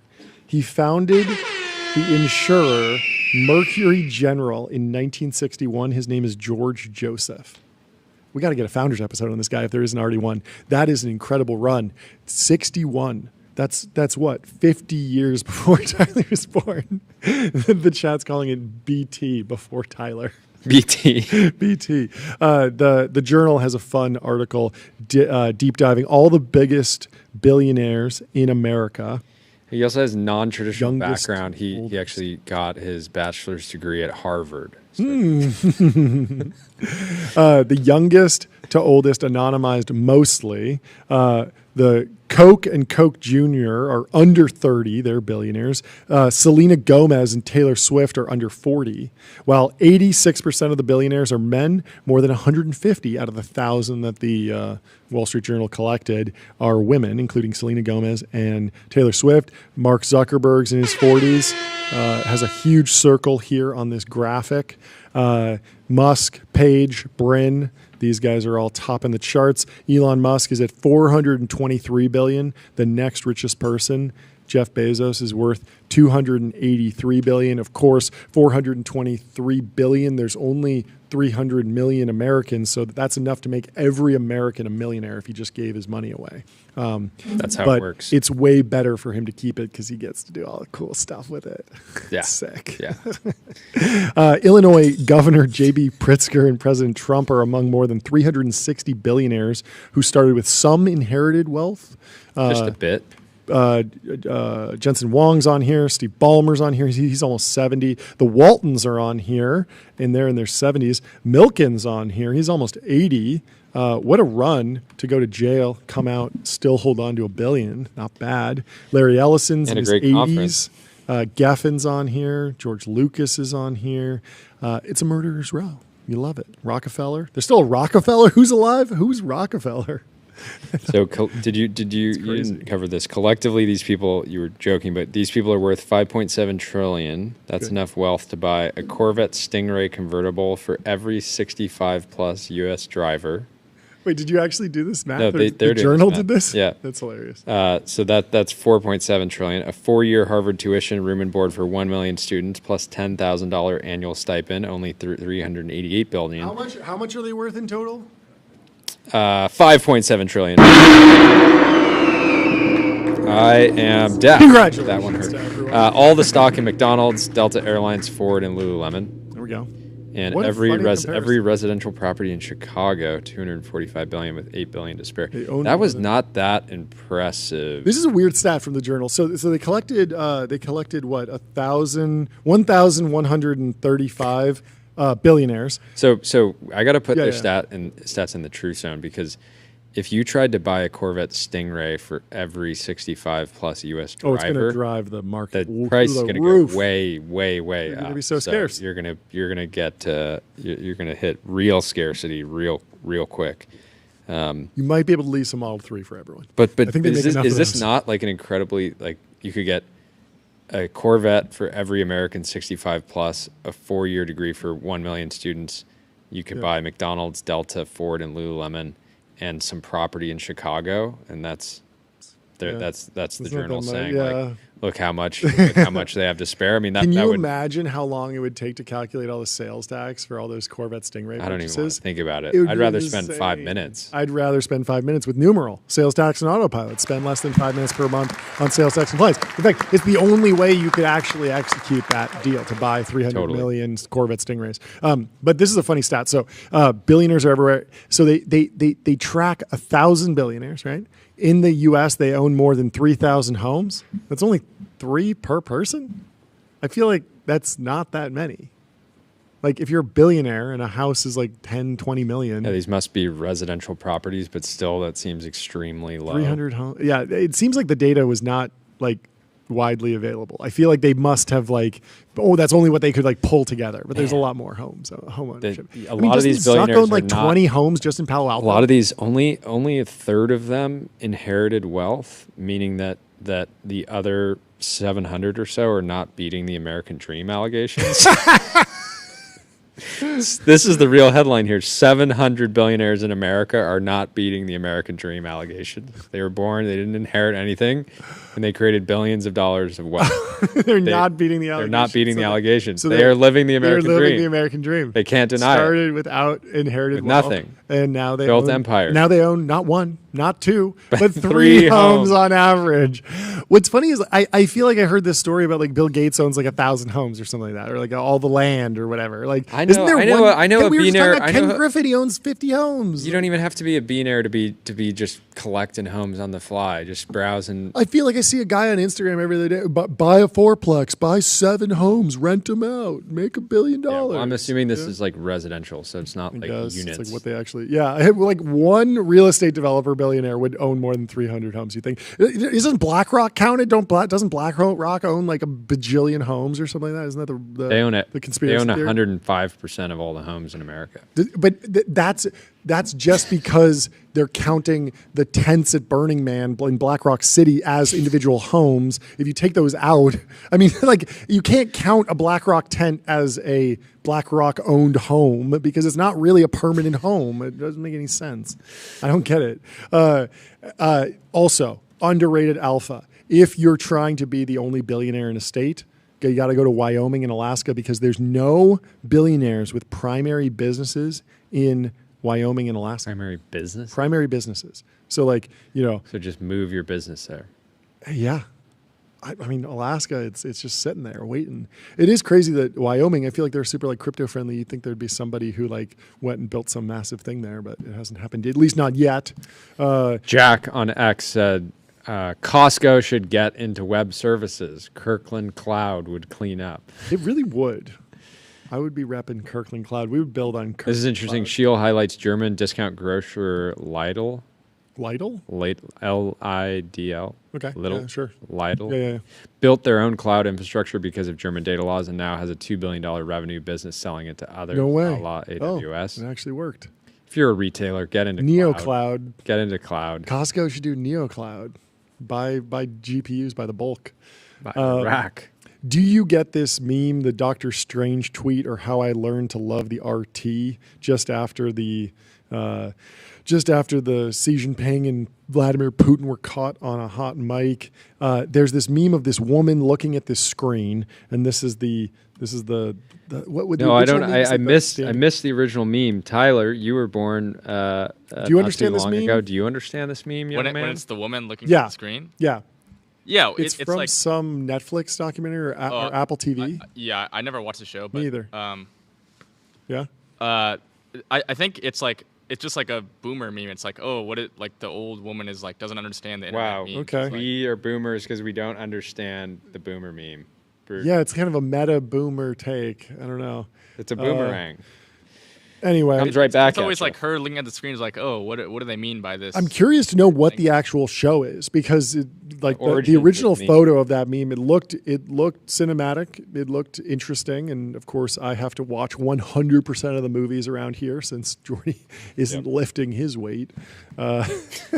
Anyway, do you see this interaction between Daniel Tenriro and Rune? Do you think this is real? So Daniel says, hedge fund guys are so much more fun to spend time with than tech guys, rigorous, irreverent, and don't have their heads up their own butts. And Rune says, bro tweeted this 5 minutes after we got done hanging out. And do you think it's real? Do you think this actually happened? He's trolling Rune, or do you think this is just completely random and Rune's just like taking the opportunity? I think Rune is in try? SF, and I think Daniel's in New York City. and- Rune's been on a little trip. He was in LA briefly. I didn't get a chance to meet up with him, but do want to hang out with him soon. Hedge fund guys are serious guys.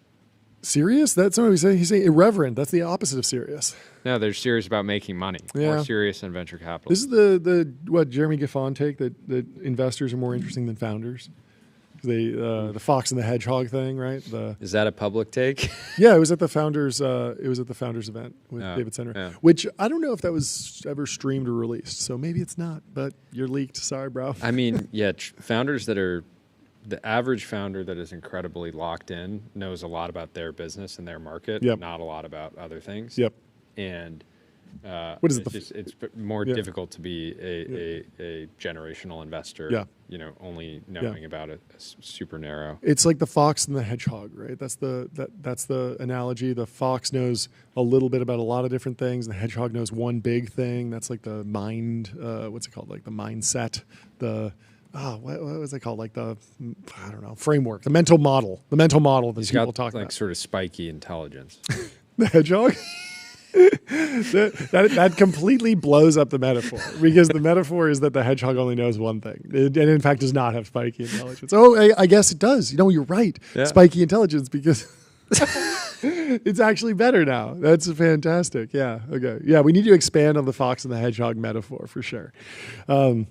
Anyway, Fin.ai, the number one AI agent for customer service, number one in performance benchmarks, number one in competitive bake-offs, number one ranking in G2. You want some spiky intelligence? Spike that intelligence right into your customer service organization. Smart. It's the Very smart. best place to spike the intelligence. Do Spike it. the football after you Do it. bring AI-enabled Do customer it. service to your organization. Vittorio says, incredible white pill. Scientists just mapped how aging rewires our genes. They found universal switches that control decline. Basically, aging is a coordinated epigenetic drift, of which we now have the atlas. We will solve aging in our lifetime. Maybe Putin and Xi Jinping were They reading said, okay, Vittorio. yeah. They probably follow Vittorio, and they were Yeah. and like right before They're that like clip started, 150. they were like, "Oh, did you see what Vittorio posted?" And then Yeah. they're like, "Yeah, we're gonna live to 150." Yeah, Vittorio is like the best. That's where I get my news from.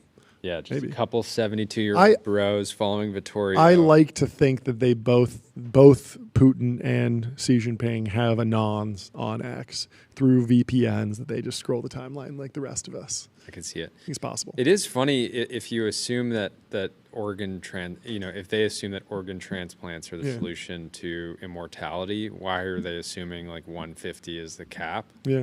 Is by that point you're such a mix of different parts, it's not really you anymore? Well, you're a ship of Theseus. Yeah, Yeah, it's yeah, the you're ship of just like- Theseus. You have no completely original parts anymore, Yeah. so you're like entirely. I mean, new that's the object. classic question. If you swap out everything but your brain, it feels like it's still you. Isn't there crazy stories around like heart transplants, like changing? Your soul. Yeah, your personality. Really? No way. I had no idea. I haven't seen that. What do you think, Tyler? Well, I mean, you're already ship Theseus because like your cells die. Oh, true. But I true. think it's more likely that Xi Jinping and Putin have been watching Dorkesh. Yes. And saw the Jacob Kimmel episode. That's probably true. That's Yeah. probably true. Yeah. So I mean, I wouldn't be surprised, since Dwarkesh is like the foremost interview scholar on China right now. Like, I'm being serious. yeah, no, 100%. Like, Yeah. that makes sense. And apparently, podcasts are booming there. Did you see that post about how like China seems to be going through some sort of like boom of translated American podcast content that's doing very well there? So stay tuned. I'm on Gemini. Yeah, they follow Pico. The idea that a heart transplant can change a person's personality is fascinating and controversial. So the medical community broadly says that personality, these sort of psychological changes that happen after heart surgery, are due to trauma and side effects from the medication. But there's more speculative ideas around how potentially memories are stored in places other than the brain. And so, and what happens, there's people that report like personality changes that mirror the donors. The person that the original person's heart gets transferred into the new host, and then the new host starts being and acting more like the original donor, which is crazy. That is actually crazy. So anybody in the chat, Big if true. If you've had a heart transplant, Maybe we let should us get know. our hearts swapped.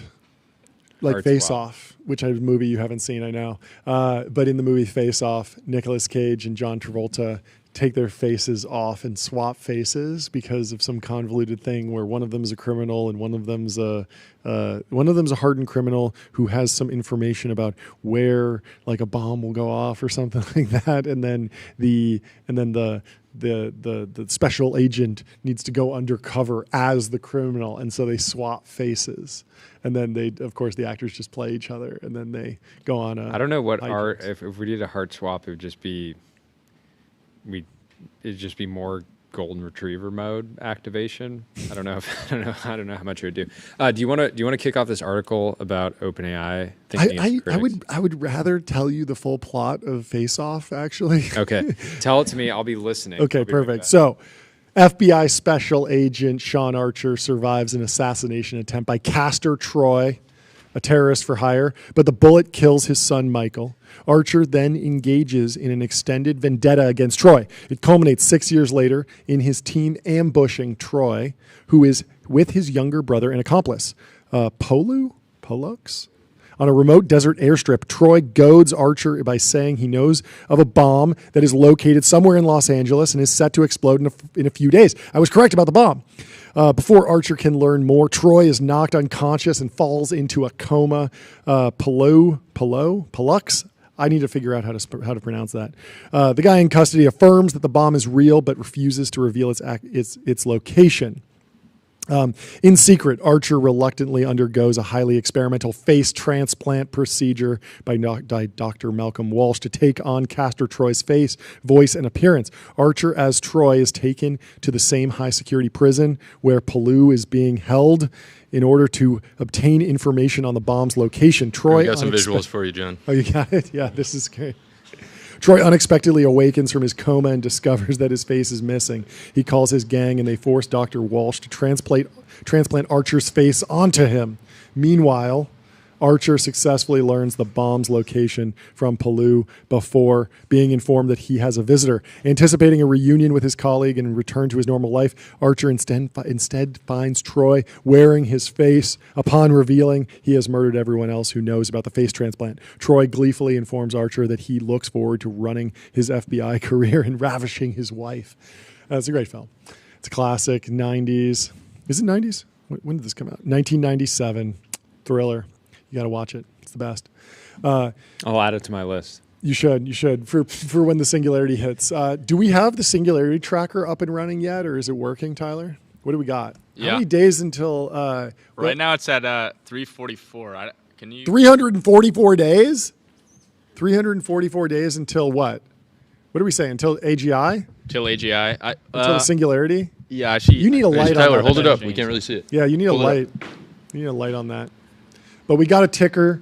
We got an analog date tracker. We will be tracking the amount of days until the Singularity. Sam Altman said that the Singularity is just a few thousand days away. Wasn't that what he said?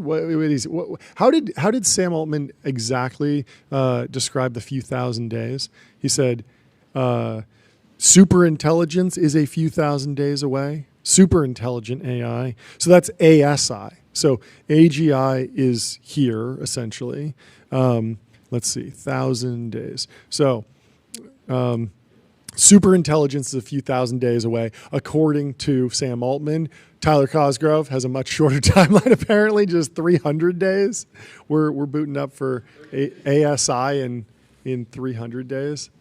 Yeah, we got to do better on the lighting here. We're getting some crazy reflections in that thing.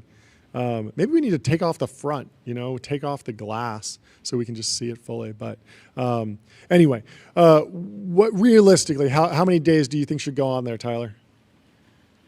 Timeline to ASI. So it's ASI? It's super intelligent. Sam Altman puts it at a few thousand days. I count a few as 3. A few is 3. A couple is 2. What's a few is 3? What do you think a few means? Do you think a few could be 4? How many would be is weird. a few? I would maybe put More than 4 2, at a but handful. less than a significant amount. A couple often implies 2. A few usually starts at 3 or more, which can extend to small indeterminate quantity that is not many.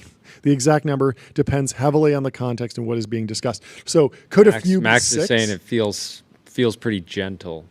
Yeah, it is a gentle singularity for sure. I was going to say 3,000 days, which is 10 years, right? 3,365? Yeah, I've updated my prediction. Oh, wow. No, Ultra bearish. Short Ultra bearish. everything.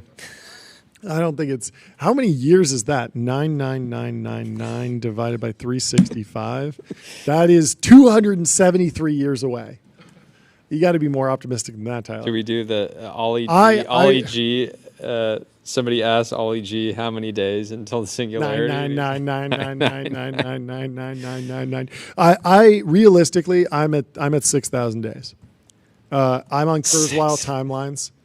Kurzweil timelines put us at maybe even more. Honestly, maybe 7,000 days. If you put it in GTA terms, like is that GTA?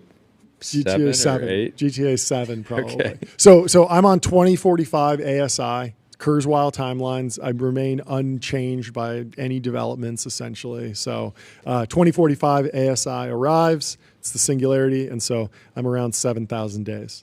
Sam Altman said a few thousand. Is 7 a few? I don't know. We'll decide. But Tyler, feel free to update that to whatever you think is the correct estimate for when ASI arrives. Jordy, you've gone from not AGI pilled to extremely AGI pilled, back to top signal maxer, extremely AGI not pilled. How are you feeling about the progress towards super intelligence? I think we're a few thousand days away. I think there's only. It feels like there's this very small number of people that have any real sense of the truth, and they're all extremely conflicted. They all have no incentive to tell you that it's. Yeah. They have an incentive to be try to be a little realistic about it, but they have no incentive to say, we're 10 years away, or it just all feels. But you specifically don't have foundation model lab bags. You have Adio.com or Adio bags, customer relationship magic. Adio is the AI native CRM that builds, scales, and grows your company to the next level. Obviously, Adio has their own timelines, but what are your timelines? I don't even know if it's the right. I think are you over under my estimate of 7,000 days until super intelligence and a singularity? Me and Ray Kurzweil riding together. Are you earlier this is or self-reinforcing? Full on super intelligent, smarter than everyone, can do any job, can do anything. Can make itself smarter. Yes, smarter, and it's smarter, just like smarter. it's a thing that just runs. One shots anything.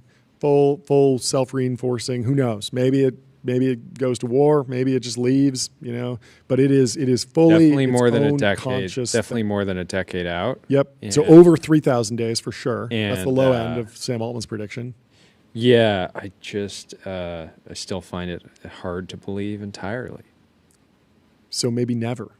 Maybe infinite days. You could be in the 9999999 I could be in the days 9999999999999. If it happens, so this is the updated take actually from some of the AI pilled people.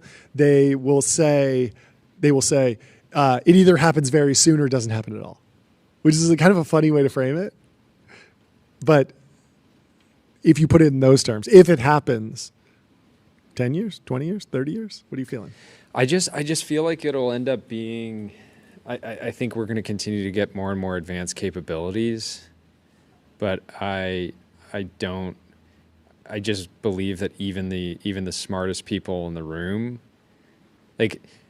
clearly we're getting machines that are just more intelligent and capable in many ways than humans. Yeah. But you can take and I just sort of disagree with the ramp that will come from that, right? Because if you took 1,000 of the smartest people in the world and put them in a room and you say solve world hunger or get us to Mars, it's they're not going to do it, and it doesn't work. It's not going to happen in a year. Yep.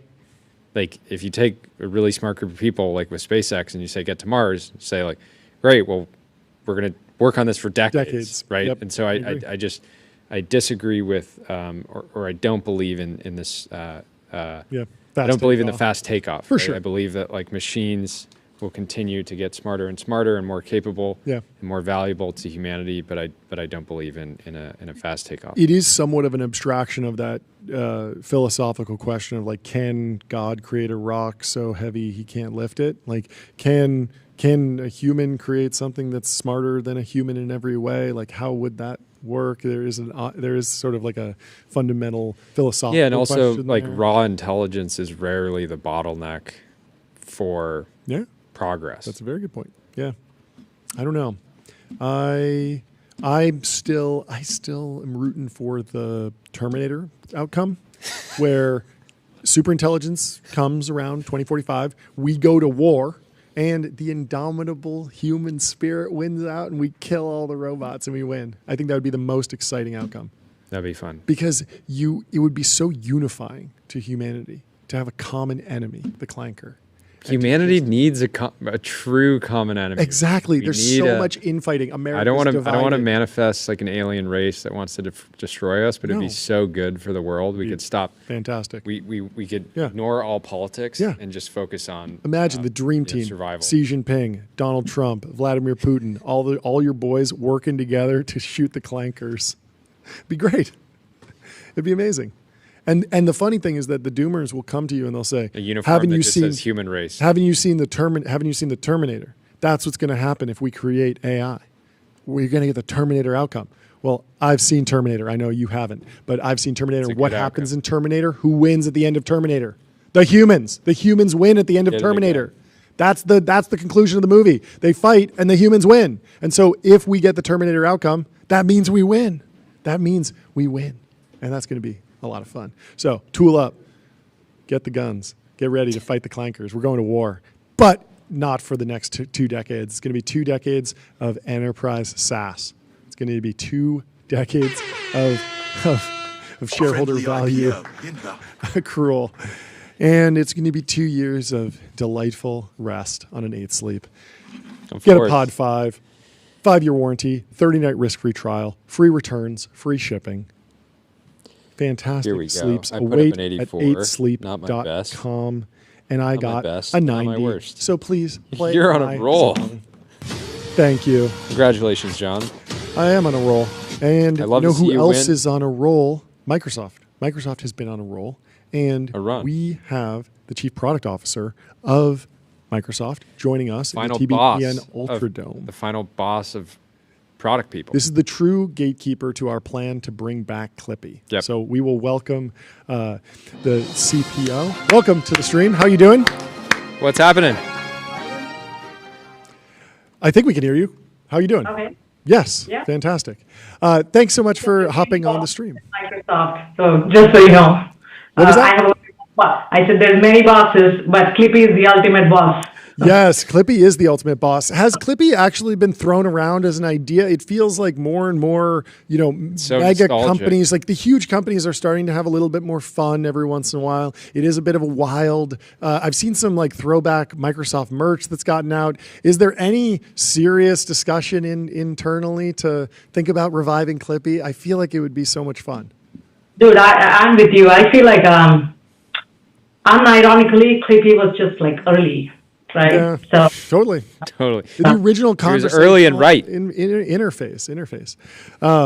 Anyway, would you mind introducing yourself and give us a little bit of an overview of like what your day-to-day actually looks like? It's such a huge organization. There's so much to do, but I'd love to have a little bit more context on what you oversee and what your role actually looks like.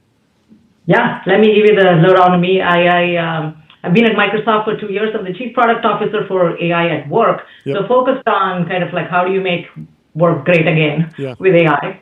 And before that I was at Robinhood, and before that I was at Google for many years. But I think the steel thread through all of this for me has been like the way I think about this, bringing near future science fiction and putting it in product. Yeah. And making sure that billions of people have it. So I did that with Google Search, and then I founded this area called Google Lens, with where the camera turns into a search engine, and of course Robinhood for first-time investors. And at Microsoft, my focus has been, and our team's focus has been, we have hundreds of millions of professionals. We've got to make work not just about doing more, but about being better. So. How does Copilot work? What are the agents that you get for work? Today you get a badge and a PC. Should you get a team of agents? How are you Stuff thinking like about that. the trade-off of put a chat box? Obviously, Microsoft has fantastic access, exclusive access to GPT-5, the frontier level capabilities. But there's a trade-off from the product perspective. Put the chat box next to it, which is almost just one level away from just having 2 tabs open next to each other and having GPT-5 in chat.com over here versus do the hard work of have the product teams go and dig into how do we add AI functionality into every sub tool. If you're in Excel, how do you create, smarter functions within the cells as opposed to just a sidebar, which has kind of been the status quo for a lot of AI at work projects broadly. Totally. And I think this is the answer is yes and, right? Yeah. In some sense, look, every shift, and I've been through 3 of these. I worked at Akamai 20 years ago when the internet was a thing, was going to be a thing. And then, I was obviously mobile and cloud at Google, and now at Microsoft with AI. The first wave of all of these things is just add AI, right? Put chat next to it, bring some intelligence to it. And it's no different from, the first wave of mobile apps were desktop form factor, shrunk into the mobile screen form factor, or the first websites actually were scanned brochures, which are PDFs, right? Back in the day, folks. And I think now I feel like that's why you see across the industry saying, oh, let's add AI to it. But I think the yes and comes from 2 things. One is you want to make sure that when there's a natural way, because of the natural language interface, you're actually asking AI to do a lot more higher order things, right? Instead of this fine-grained manipulation of let's go through 200 menus and remember the magic incantation. You want to kind of say, hey, do it for me, right? So there's a bunch of things where chat is the right answer. But then there are other things where if you're an Excel bro, you want to be in your IDE, right? Yeah. And get your get the assistance right where you are. So meeting you where you are. So if you saw last 2 weeks ago, we talked about and we announced the equals Copilot. But that's is the hello world of what we are thinking of and say, how do we actually right now in Teams or in your meeting, how do you have assistance, right? Yeah. Along with the chatbot. Yeah, from a product perspective, there's something very interesting going on where Microsoft kind of coined the term or the definition of being a platform where the companies that built on top of Windows created more value than Microsoft captured. And it was the classic example of a technology platform driving incredible value. There's something potentially, at least that we've been tracking, where we've talked to 3 or 4 different companies that are building AI add-ons to Excel. Or trying to rebuild it. Or trying entirely. to rebuild it. But a lot of times it's actually integrated into Excel. Yeah. And there's one frame where, those companies are going to get steamrolled by Excel and the team there. There's the other frame, which is... We said it, not you. That's a risk that I'm sure every investor in those companies is discussing. But then there's another frame where Excel becomes a platform, like Windows became a platform, and there is a robust ecosystem of apps and services on top. Some of those that are complementary to Copilot functionality, some of those that are competitive. So I guess the question is Excel becoming a platform, and do you see how do you message around the openness of the Excel platform? Are you trying to take learnings from the openness of the Microsoft ecosystem and bring that into the developer communications on top of Excel, or is there a different strategy at play? Yeah, and I think super sharp point, and I think in the fullness of time, Office as a whole has always been a platform, right? If you look at Word, Excel, PowerPoint, actually Outlook plugins, Teams has a very healthy bot ecosystem. So the platform play has always been kind of at the center of it. And it's the question though is keeping the user in mind. Are there things that are much more intuitive and native to be part of the product? And are there things that are kind of let's say you're doing something very specific for accounting? It is absolutely the right thing for that to be a plugin and add-in versus doing something horizontal that should really be a feature of the product. So that's the way we are thinking about it. Have you thought at all about how AI can supercharge the way people use LinkedIn? I imagine that there's a lot of that might be a completely separate world from what you're doing, but it does seem like something that that in the future people have been out there for so long. I need a personal CRM. I need some sort of thing on top of my LinkedIn connections to remind me. And you get those like on every social app, you get the reminder, hey, it's somebody's birthday. You should write them a note. But with AI, you could imagine so much more power there to say, I'm trying to sell this particular thing. I'm hiring for this particular thing, and having GPT-5 go and crawl all the profiles, put together something for you. Have you thought about anything that's happening over in the LinkedIn world, or is that just kind of out of your purview? Look, Ryan and I talk all the time, and he's actually like much more front and center on the office world now. So I think the thing that's interesting there is that a lot of these ideas were just like unfundable or bad ideas before. Sure.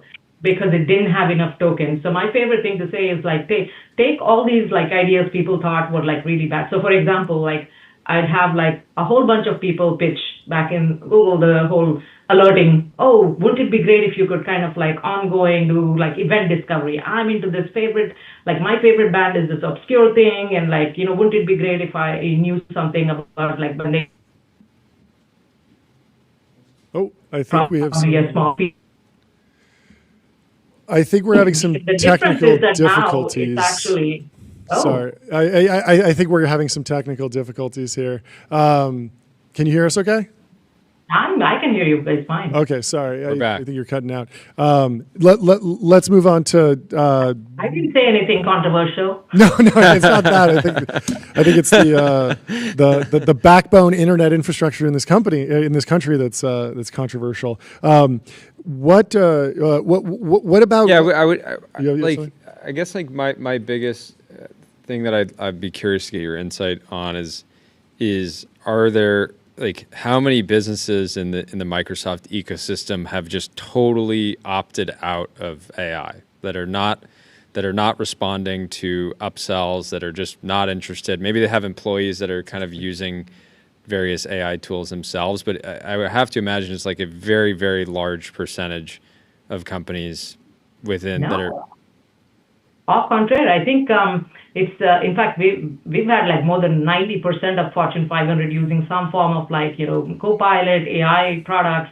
We have like 100 million customers that we've just crossed 100 million across commercial and consumer on Copilot usage. The thing that's actually interesting that I see is maybe a variant of what you're asking, which is like there's one extreme.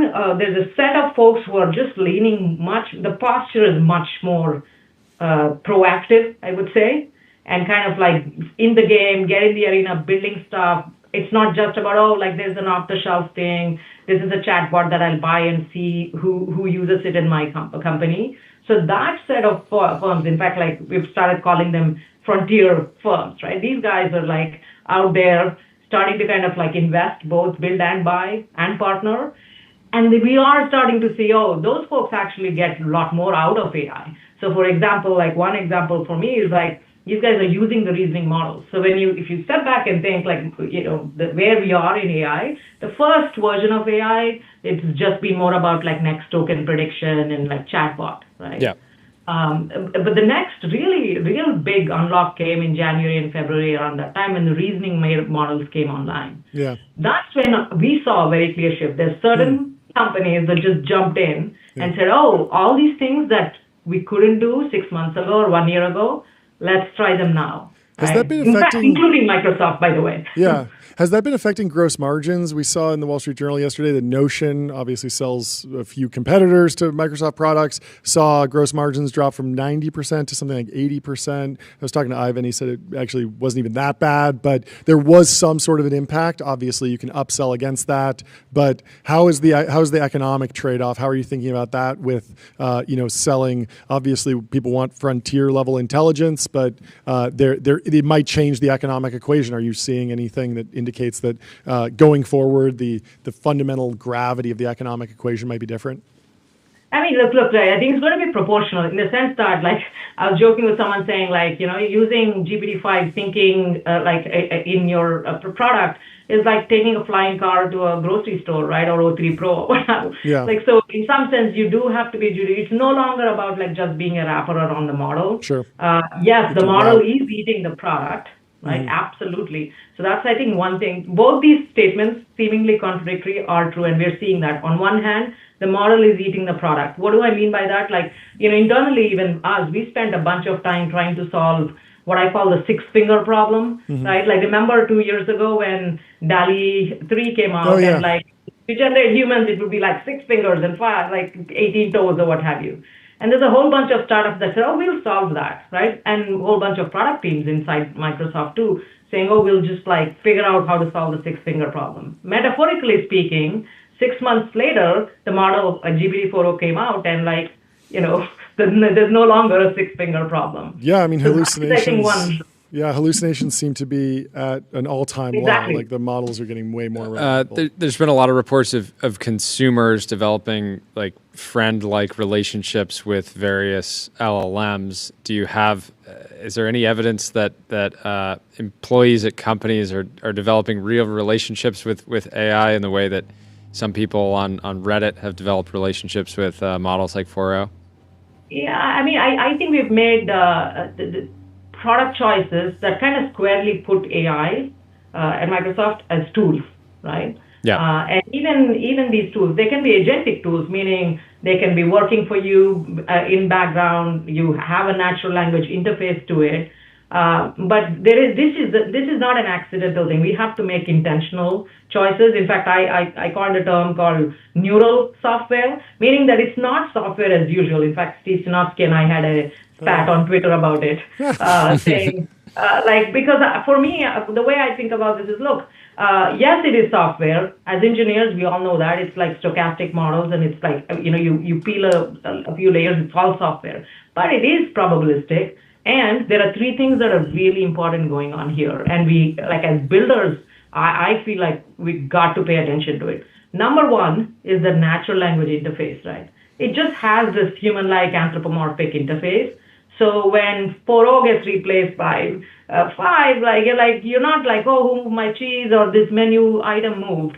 They're like, who fired my, chef, right? So I think that is a point, whether at work or in personal life.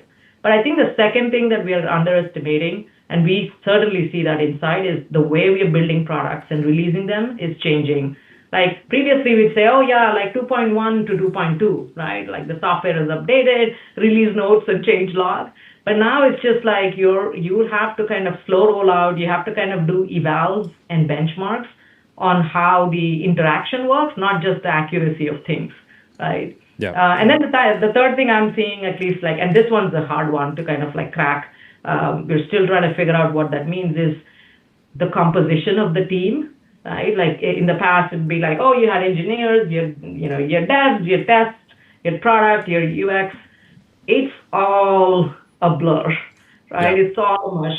And you have a bunch of generalists and you have the model whisperers, right? And then you have go-to-market. Yeah. That's the new triangle that we're seeing.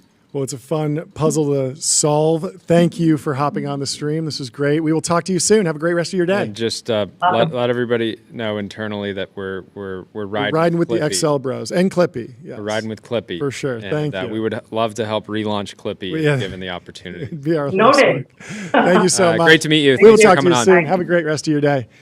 In the meantime, let me tell you about AdQuick.com. Out-of-home advertising made easy and measurable. Say goodbye to the headaches of out-of-home advertising. Only AdQuick combines technology, out-of-home expertise, and data to enable efficient, seamless ad buying across the globe.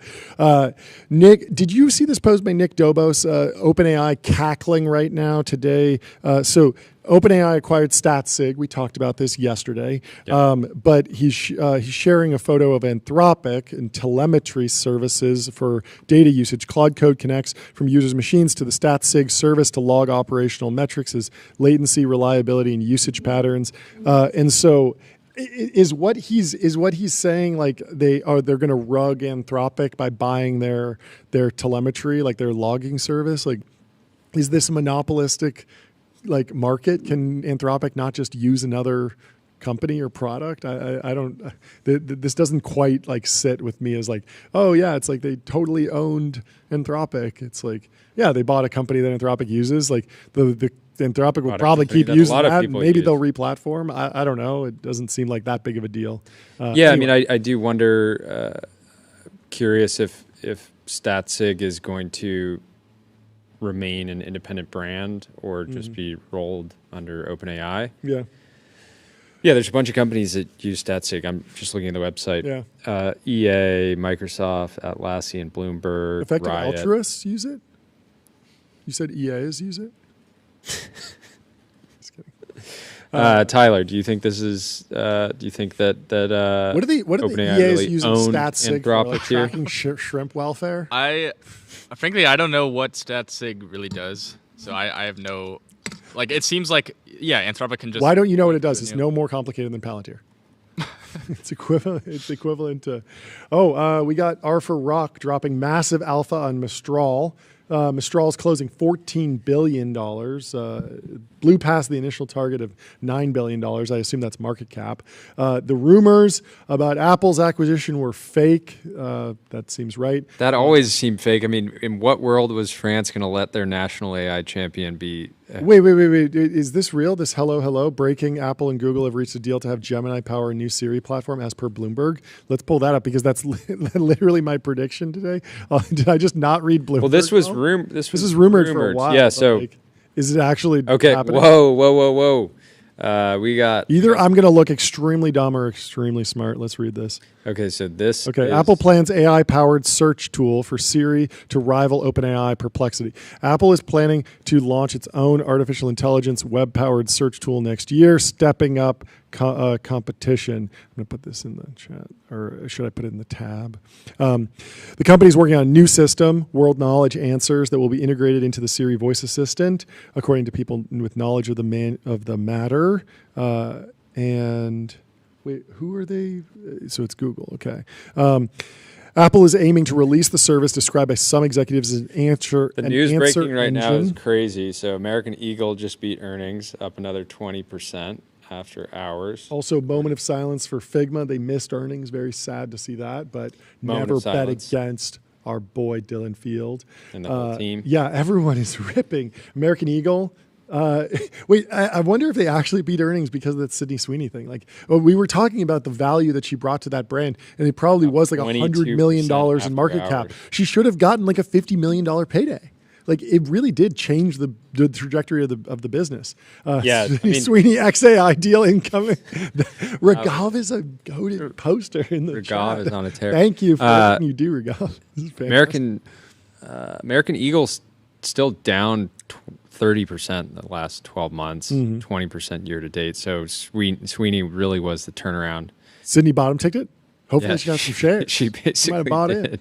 in. The underlying technology enabling the new Siri could come in part from Alphabet Inc.'s Google, Apple's longtime partner in internet search. The company's reached a formal agreement this week for Apple to help evaluate and test a Google-developed AI model to help power the voice assistant. So, very interesting.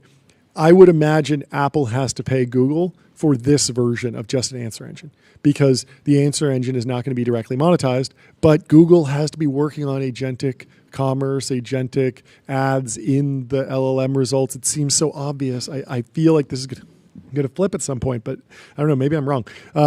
Apple's new search experience will include an interface that makes use of text, photos. What do you think? How is Google going to feel about this, giving them... Why? What's wrong with this? They're building something they're building an AI-powered web search tool for Siri. Yeah, they're building software because they're a software company and they're selling it to the hardware company or they're partnering with the hardware company. So you think Apple's saying you're going to keep paying us $20 billion and we're going to compete with you? How are they competing? No, this is them not. This is them saying we're not getting into foundation models. We're not going to do our own AI. I know, model. but we're going to use Gemini. Oh, they're saying, okay, I missed the part. No, so today Siri can answer basic questions. We got it. Instead of the companies reached Apple and Alphabet reached a formal agreement for Apple to evaluate and test a Google-developed AI model to help power the voice assistant. Yes. So, this is. I mean, it's a formal agreement to evaluate and test it. So, like, we're still like years away from anything happening here. Like the next iPhone event is like next week. And like they're not going to roll out a Google partnership. I'd imagine they don't roll out a Google partnership. This feels like something that they're going to be working in over time. I don't know. Maybe they will. But either way, So it's Apple is rebuilding Siri around 3 core components: a planner, the search systems for the web and devices, and a summarizer. The planner interprets voice or text input and decides how to respond. The search system scans the web or user data, and the summarizer pulls it all together into an answer. And Apple has recently leaning toward a custom-built Google Gemini model for the summarizer.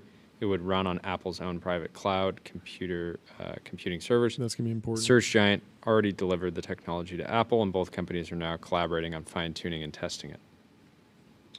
So Yep. Apple has been it recently does say that Apple considered acquiring Perplexity to enhance the search features in Siri.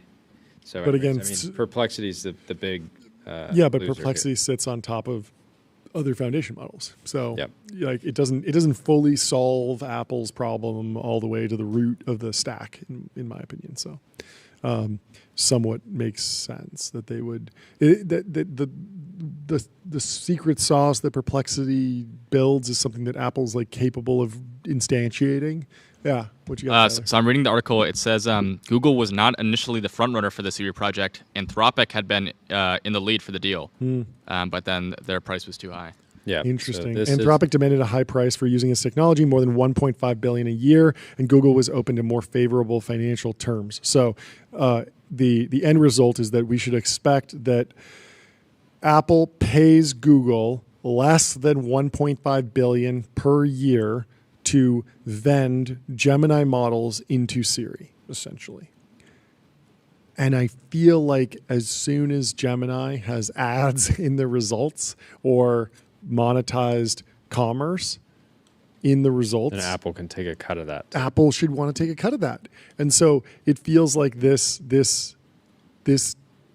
economic flow is going to reverse at some point. I don't know. Maybe it doesn't. Maybe inference is really it remains really expensive, and the I mean, this is the monetization never really pencils out or something. But this feels like something that would flow the other direction at some point. They're a gatekeeper. They're gonna take a cut. Yeah, I mean, OpenAI is now in the league of actually, like they're very much in the Mag 7 league in terms of competing. I mean, this in a world where Apple device users are just pushed into using new effectively, this is a Google product, right? That will be still powered by Google Search and theoretically built into the existing Google Ads engine. It's just going to be, I would not bet against OpenAI in any way, but it's certainly, this is some real competition, more so than just a net new Gemini app that people are. I guess the question is, what is the value of this particular knowledge engine, right? Isn't that how they're characterizing it? Like the what's it called? World knowledge answers. So to me, this is starting with something that's just like, hey, what are some things I can do for fun when in New York? And it's like, you should. World knowledge answers. Is that related to World Liberty Financial or WorldCoin, the orb scanner? Potentially both. Potentially both. A Keiretsu. Put them all together. No, World Knowledge Answers, that feels like something not that the has most cost. high-value searches. Yes, not highly monetizable. Yeah. And so maybe there's some bifurcation where the user activity, when they want World Knowledge Answers, that is a cost center. And when you want to do agentic commerce and shopping, that's monetizable. But apps want both. Companies want both types of searches because I would assume consumers. I would assume that what like the World Knowledge Answer. What headphones should I buy? That's a question that I would want the new Siri to answer, and then I would want it to buy them for me. Why not? More data. Hello in the chat says more data for Google. Let's give it up for Google. They are just data world champions. It is wild. People, this was not on many people's bingo cards earlier. Of course, it was Alphabet's probably on Mark Gurman's. Up, everyone's ripping. The Mag 7 remains undefeated. Anyway, speaking of Mag 7, let's go to Lulu Maservi's breakdown of the Tesla master plans. She's highlighting V2 and V4 and she calls it founder writing versus committee writing. And if you look, and we touched on this yesterday, if you look at the way the first two master plans were written, it really does feel like Elon just tapped it out on the phone almost. Like a couple bullet points here and there. There's one chart in there. Then when Master Plan V3 comes out, it's this 40-page PDF with a bunch of charts. Maybe he was involved, but the latest version does feel very dry. And Christian Kyle had a very good reply. He just replied with the M dash because, of course, the Tesla Master Plan V4 had 14 M dashes in it. It's a lot of M dashes at a time when the M dash is highly controversial. I was thinking about the M dash. I don't know how to create an M dash. Like, I don't have the button on my keyboard. I have a minus sign, and I have an underscore. All you have to do is hit the dash button twice and hit minus space. minus and then space and Minus it turns minus it into space M dash. and it turns it into an I M dash. never learned how to Really? use You that. You can also do shift. You were too option. poor and then you were too rich. I was too poor and then I was too rich to use the M dash. I'm not kidding. I've never, like, you can look at any of my writing and any of the scripts I've written or blog posts. Like, I just have never used the M dash. I don't know why. I was pretty devastated by ChatGPT just Stealing it? Stealing it. You were a Because big M dash guy before? It's very functional. I'm just all about the comma. Like, why do you ever need an M dash when you can just use a comma? You know, like, so in the Tesla thing, how we develop and use autonomy. It's more than M a comma, dash, John. and it's a statement. Why you just use a comma? I don't know. I don't understand. Tyler? Do you understand why the M dash is valuable at all? We should just destroy it. We should just get rid of it. I don't think it makes any sense. Yeah, I mean, there's some like stylistic value. What is the stylistic value? Just looks nice or something? Looks maxing. You're writing. Aura farming the M dash. I just don't like it. It doesn't have spaces around it. Like the comma is just so much cleaner. Use a comma. Use a period. Use a space. Like, did Shakespeare write M dashes? Let's figure that out. I think so. Who was the Okay, first so person to really dominate the M dash? I see it all over the place now. I see it in the. I mean, is it in the journal usually? I don't know. I don't see a lot of it in the journal. No. Okay. If it's not in If it's not in the journal, shouldn't be in it should get out of the training data. Some of the most well-known users of the M dash. I asked Gemini because Yep. I just feel like Oh, ChatGPT yep. is biased. James Joyce, Oh, okay. Emily Dickinson, M dash. Vladimir Nabokov, a Nabokov. master of style. Nabokov used the M dash to create a specific kind of voice and pacing. No. Shakespeare did not use the M dash. Does the Bible? Whoa. Does the Bible? J.K. use- Rowling has been a notable user of the M dash. Maybe Interesting. she is an AI that traveled back in time to write bring fantasy Harry novels. Potter forward. To bring the chosen one. Does the M dash occur in the Bible? No. The Bible, at least in its early printings and manuscripts, did not use M dashes. Ancient texts, the Hebrew Bible and the Greek New Testament, were originally written without M dash punctuation is at all. Not in the Bible. This is hilarious. So ChatGPT says, no, M dash. The Bible at least did not use M dashes. The Greek New Testament were originally written without punctuation at all. M dash, just continuous script. Breaks, pauses, and emphasis were conveyed by spacing, rhythm, or oral tradition. Modern editions, some 19th and 20th century English Bibles, especially in America, started using dashes to mark sudden breaks or interruptions in thought, but this is a modern editorial choice, not a part of the original text or the earliest print traditions. So the M dash is relatively recent punctuation invention. I think we got to return. We got to get rid of the M dash.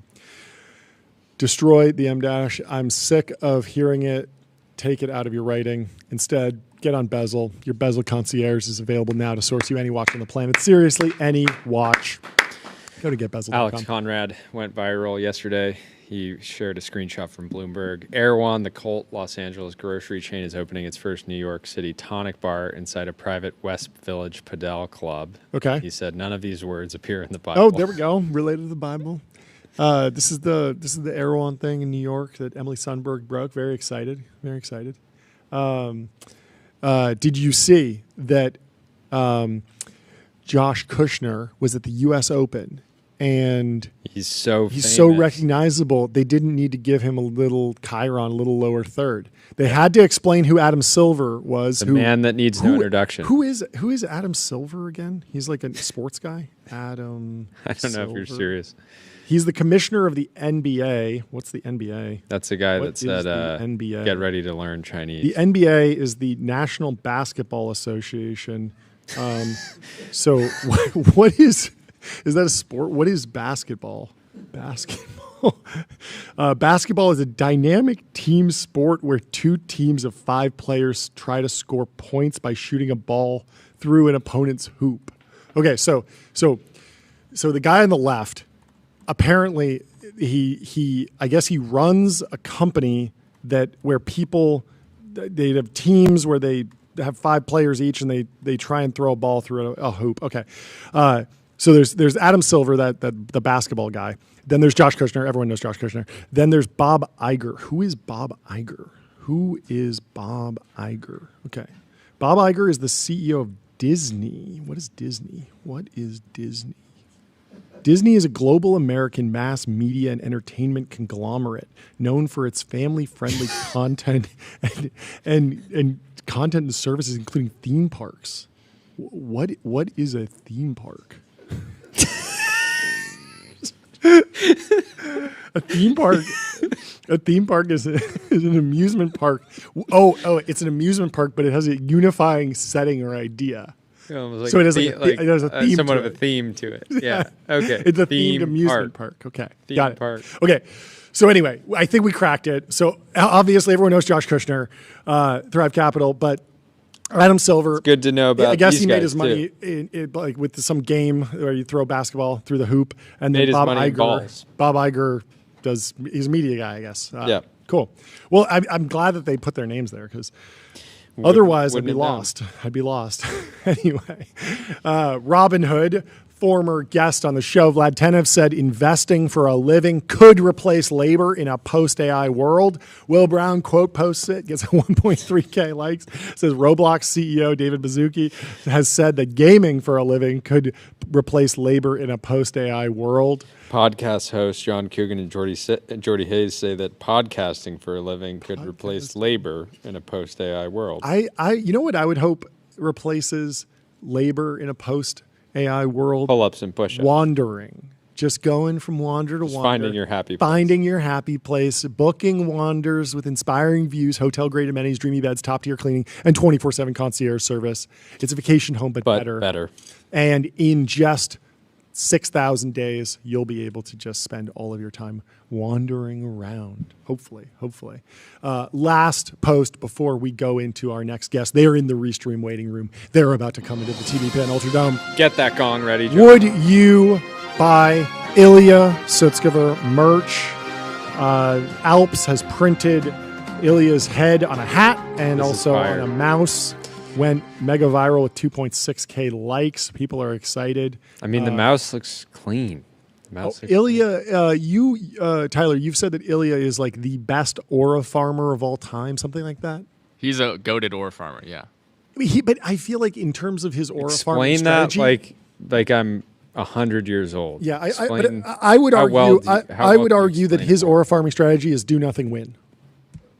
I think that is an example of aura farming. It's kind of like a nonchalance, you know? Yeah. He has a certain je ne sais quoi. Yeah. Don't nonchalant for nonchalant with Ilya. That's my advice.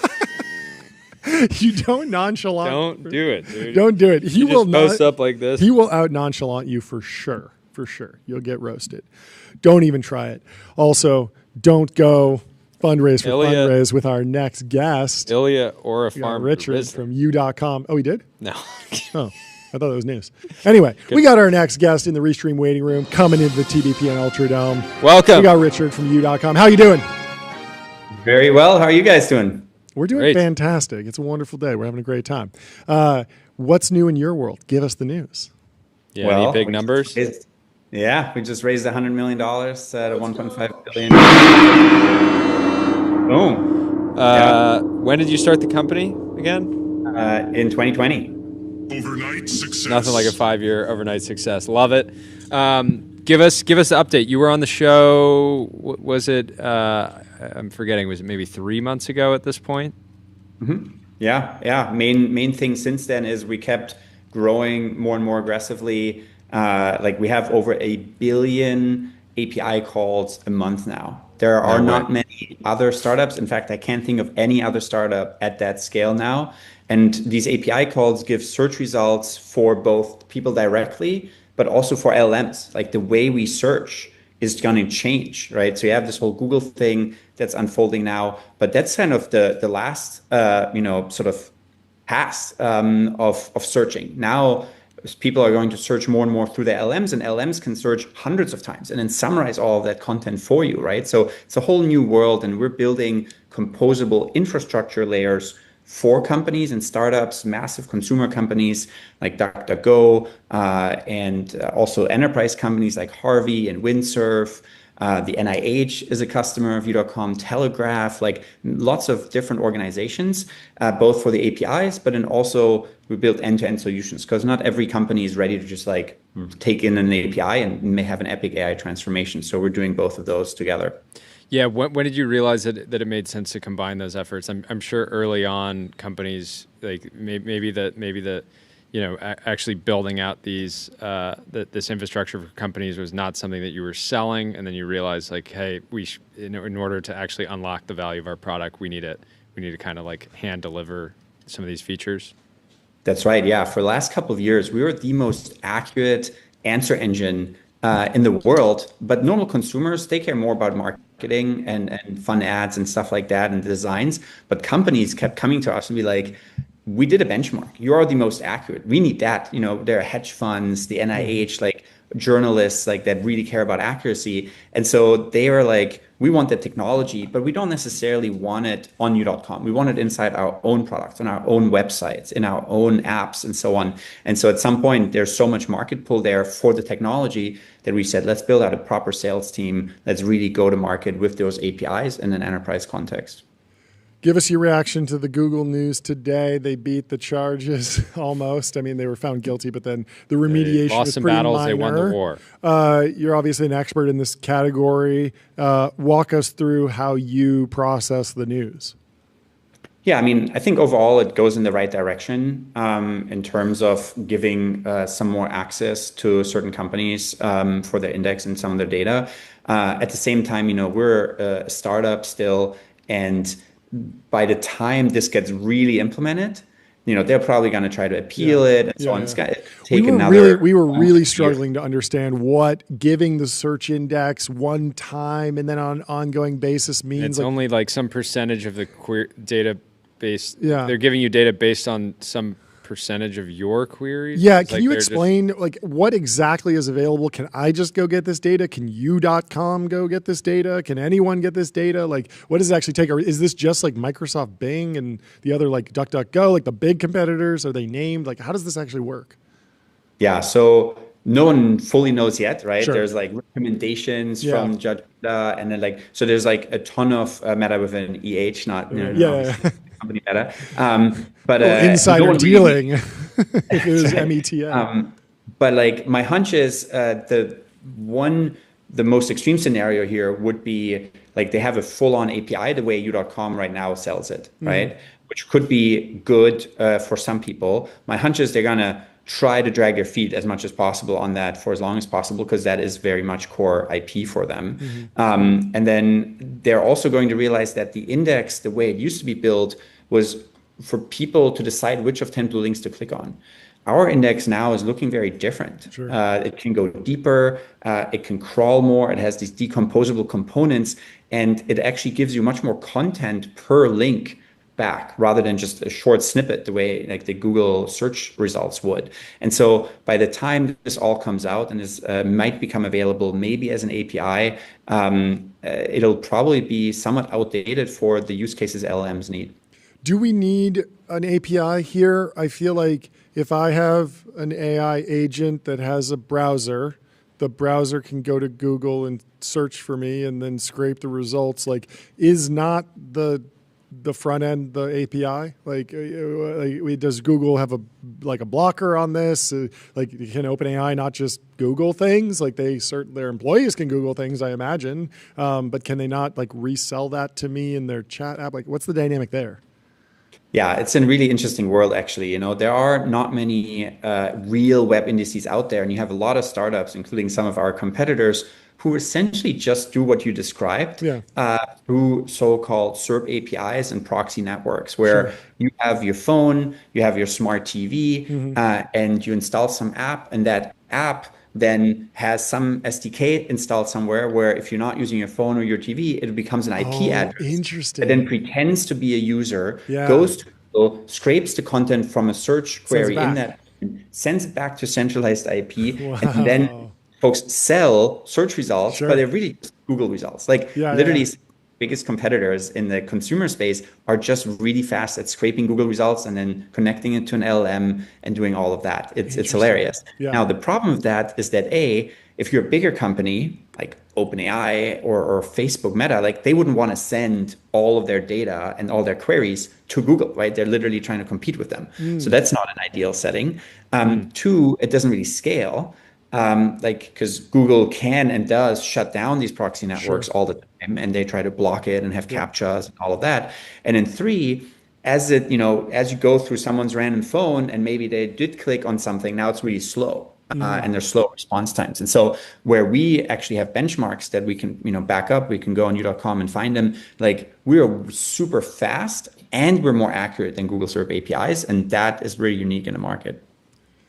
What about this news? It just broke that Apple will be potentially partnering with Google to have Siri powered by some sort of version of Gemini. Was that on your bingo card? Was that expected? Does that seem like a reasonable kind of end state of the market dynamic? I was talking about this earlier. Feels very something that feels like it'd be on your forecast, given that you guys are helping a lot of companies build these sort of knowledge.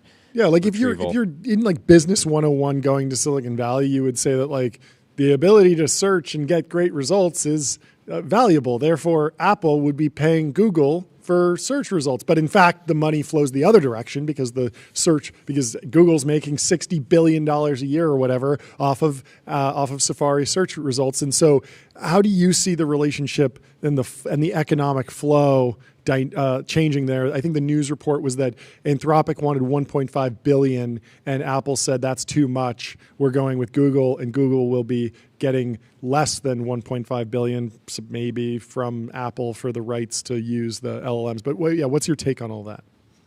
Yeah, so a couple of different angles here. So one, it's surprising that Apple cannot do it themselves still. It's kind of crazy and surprising. They're trillions of dollars worth and somehow are not able to execute on this themselves. The second thing, and they have great privacy at Apple, but then they partner with companies that have a different stance on privacy. So there's interesting complexities there. The second thing is that indeed, one of the biggest changes also of the ruling today was that Apple will continue to be allowed to take the 20 billion to not build their own search index, right?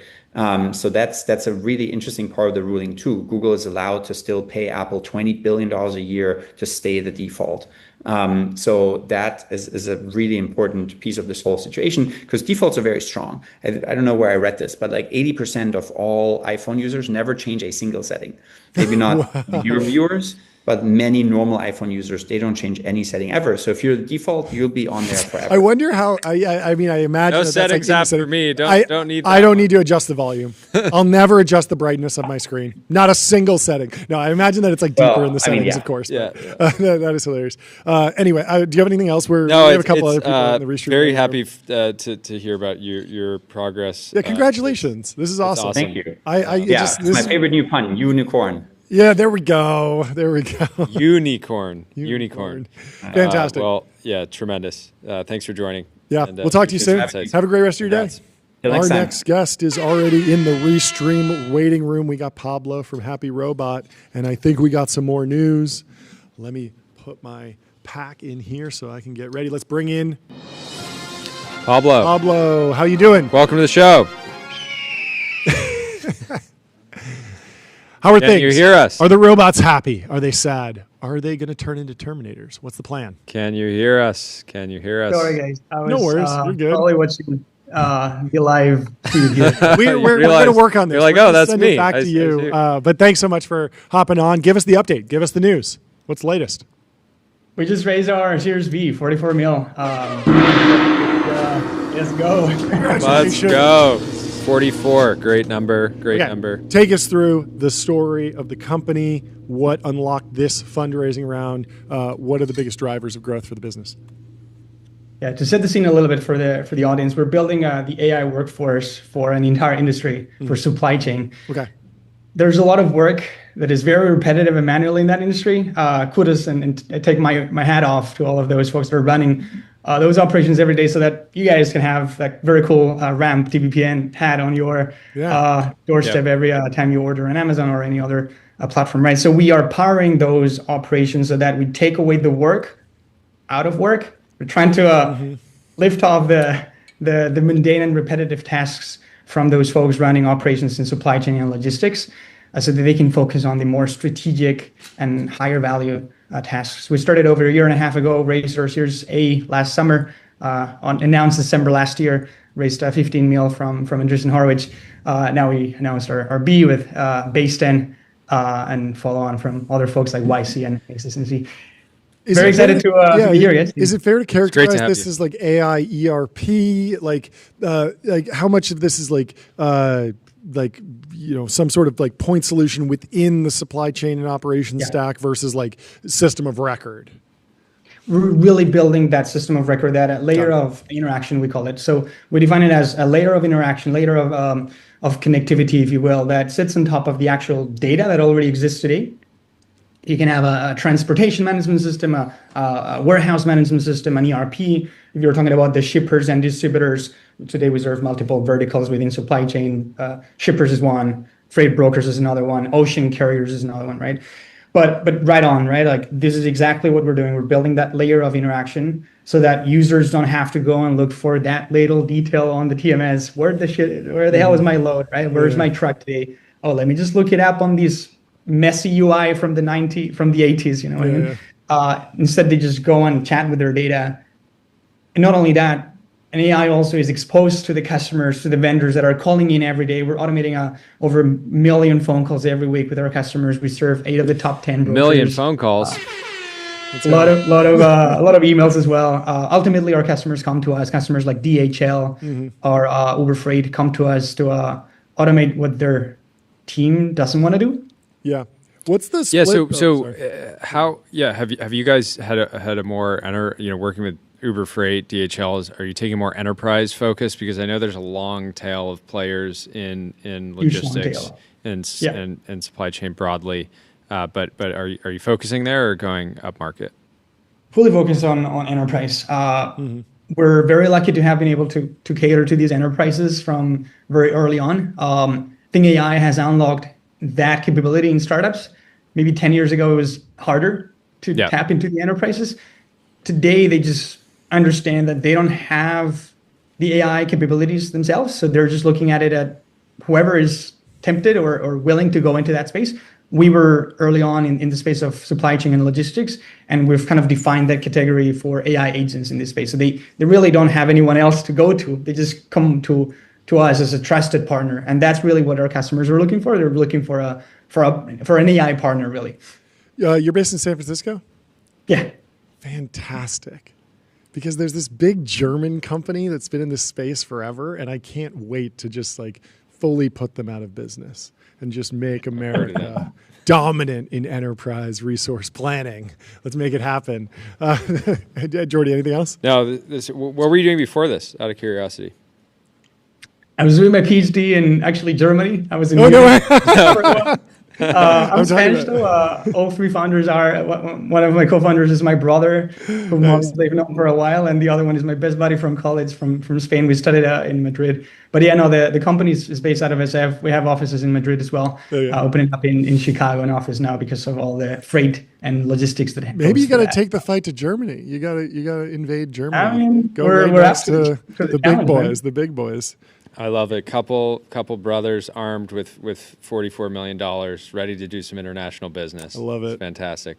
We're already there. Thank you so much for joining. Congrats Appreciate on all the progress. Congratulations. I'm sure you'll be back on soon, given the past couple raises. I'm sure you'll be. I'm excited. Let's do that. Let's plan for that. Appreciate it, Awesome. guys. We will talk to you soon. Have a good one. Great chat, Bye. Pablo. Our next guest is in the Restream waiting room already. We'll bring in Will from Exa with another massive fundraising round. You can do the honors on this one, Jordy. Let's bring Will in from the Restream waiting room into the TBPN Ultradome. Welcome to the stream, Will. How you doing? How's your day? Hello. How you doing? What you got? Where are you sitting right now? Looks like you're on a train. I'm in a phone booth within our office. Okay. Cool. We need some of these. Looked like it was like some type of tractor or something. This is this is the physical instantiation of the great lock-in of September to December. You get locked in a booth. Fantastic. You've clearly been locked in. What's the news? Yeah, the big day today. We just announced our Series B, $85 benchmark. Sorry, couldn't hear you. Couldn't hear you. Oh yeah, Peter Fenton. That's exciting. What's it like working with him? Yeah, I mean he's a legend. He's super experienced. He's taken 7 companies to IPO. He just honestly, his vision for Exa was just like matched or exceeded ours. And so that was really exciting to work with a VC who just like saw what we saw and saw how big this company could get. Yeah. So he's joined the board. Had you worked with him before or is this new? No. I met him like a month and a half ago. Nice. Yeah. Fast friends and partners. So yeah, take us through the story of the business. I mean, only a couple of years old, well on your way to an overnight success. I think if we check in with you in a decade, it would be pretty clear that you're an overnight success. But take us through the history of the company, where you are now, kind of what's been the key growth driver. Yeah, so we actually started in 2021, so summer 2021. This is way before ChatGPT. Yeah. And the idea was like, at the time GB3 had recently come out, and it was like this magical thing that could understand like a whole paragraph of text. And then at the same time, there was Google, which felt like it hadn't changed in a decade. So the idea was, what if we could build a search engine that was as smart as GB3, something like fully understood the web and fully understood your query and get you like way better results than Google. And that's how we started. So not necessarily a search engine for AIs. It was more like a search engine for nerds because we were building it for ourselves. Yeah. And then when ChatGPT came out a couple years later, it turned out that like the search engine we were building for ourselves for nerds is actually perfect for AIs because AIs and nerds are very similar. But yeah, I mean, basically we had to go build a search engine from scratch for years, which is really hard. So we did, we bought a $1 million GPU cluster after YC. We trained, a ton of different models, tried a ton of different transformer architectures until we had like a new type of search engine. So the GPUs are trained to actually. So you're not doing crawling on GPUs, right? That's like traditional CPU workloads, right? That's right. Yeah. We still have our CPU clouds, batch processing, and then we train models on our GPUs. Okay.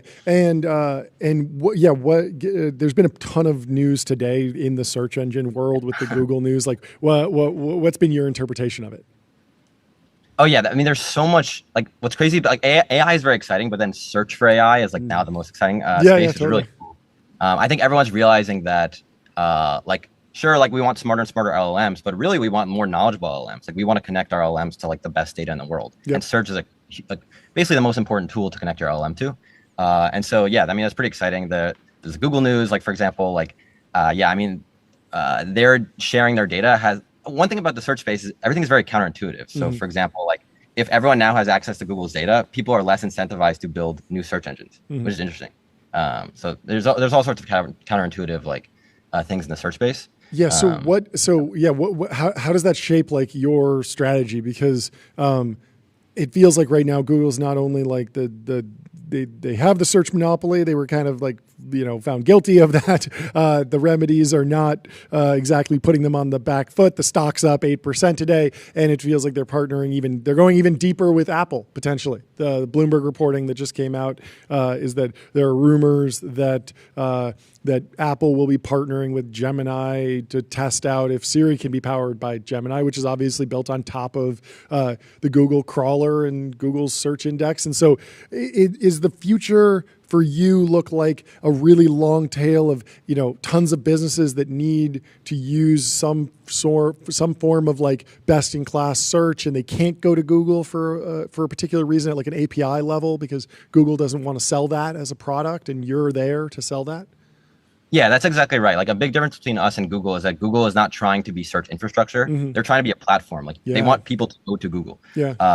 But we are uniquely trying to be search infrastructure. So we want a long tail of companies, like every company, to be able to have the highest quality search inside their applications. Yeah. And so that makes us very unique. Like when we said we were a search engine for AIs like a couple years ago, no one really got what that means, but I think that world has really played out where now we have thousands of companies using Exa, powering all sorts of applications, whether internal or external, with high quality search. And like you said, like Google is not doing that. Like they're not going to have an API because there's a lot of searches that are valuable in the context of specific applications that are actually not even that valuable to Google, right? Like yes, like when you're trying to retrieve information that you can then take action on, that's not necessarily something that Google is like able to run a bunch of great ads against. Is that right? Yeah, that's right. And the business model determines, what you're saying is business model determines like how the search feels or how the algorithm works. And so, for example, like Google's really bad at recruiting. Like you can't use Google to find like, give me all the engineers in San Francisco who have like a PhD in machine learning and get a list of those things. Like why isn't Google good at that? Well, it doesn't make them more ad revenue. Whereas we're very good at that because all sorts of customers, AI applications want that high quality knowledge. And so like the end user you're selling to like really determines the search algorithm, which also makes us very unique. Yeah. What is the value of actually training a model? I feel like there's enough of a business. I don't know if now's the best time for that particular business, but like just being the best web scraper index, you have every single web page perfectly indexed in a database that people can query. That feels like a valuable product in and of itself. And then someone else brings their foundation model to bear on top of your search index, and you're a partner to the big labs that train the big models. Why are you training your own model? Yeah, I mean, well, the easy part is actually gathering all the data. I mean, it's hard. You need like crazy scale infrastructure, but it's an engineering problem. Once you gather all the trillions of pages, the hard part is how do you filter those trillion pages to the right 10 or 100 pages in real time, and that's where all the secret sauce is. And so like we train our own, we train embedding models because we see that as the way to get the highest quality search. Like how do you get like perfect search over the world's information? You need to train all these like crazy neural models, which is in contrast to the old world, which is like Google, for example, mostly uses a keyword-based method. Obviously they use a mix of things, but like we're very bitter lesson pilled at Exa. And so we believe if you have the right, a training data set and like feedback signal, you can get an extremely good search engine for the thing you're training for. I mean, that's like our approach. When you say you're bitter lesson pilled, I feel like that's rough because like who's more bitter lesson pilled than Google? Like they have the most data, the most compute, deep mind, all this other stuff. Like what is can you walk me through like the counter positioning against like Google's like business here? The whole like Google will do it is like a complete trite over. I don't believe in it. I'm bullish on you, but like there is something weird about like what you just said, in that I would expect Google to be able to move off of keyword pretty quickly, at least from a technology perspective. Yeah, well, there are two things. So one, it actually is kind of hard for a giant ship to switch to a different algorithm. That's that's fair. They have something that works really well. People, it's very reliable, and there are a lot of benefits to the keywords we're talking. Sure. And so it's hard. You have a lot of people at the organization who are like been there for decades, who are like have a certain thing. You have all sorts of like advertisements that are connected to the keywords actually. So it's like I think the more important thing is that it comes back to the way the revenue model. So they are serving humans with ads, and so. And by the way, Google is fantastic at that. Like Google has built an amazing consumer search engine for humans to make money from ads and optimize for what humans click on. But that's not what AI applications want. So a critical point of Exa is that like we are optimizing for a different thing than Google. Google is optimizing for humans and clicks and ads. We are optimizing for AIs and AI applications and like all these complex searches that this new AI world makes. And so that explains like even if we both have a ton of compute, will build very different search algorithms. Yeah, it does seem like with the what is it, AI search overviews, like those have at least anecdotally been hallucinating like crazy. So they definitely have some gaps to bridge between like some phenomenal stuff going on in Gemini and some frontier level like reasoning models, and then some very reliable Google search results, and then the AI search overviews. Still, they haven't fully solved the hallucination problem, and some grounding in truth there. Obviously, a problem that they're working. You guys compete with you.com. We just had Richard on. Is that or is it? It's not a lot. Not a lot You're of. like, if I see him, it's on site. Yeah. Well, because it's funny if you both announcing fundraisers today. Maybe, I don't know if that was random. I saw that. Yeah. I mean, they mentioned that they do search and they also do AI agents. Like we are definitely like in a similar space. I would say like the space is very hot. Like the market, everyone's realizing the market is massive. Sure. And so like, I welcome other players there. I think, we've been doing this for many years. You welcome them, but you encourage them to take the full Memorial or Labor Day weekend off. You said, exactly. you guys should. It's a hot space. It's going to be a long road. Just take the full 3-day vacation. We grind. Okay. Sorry. Last question for me.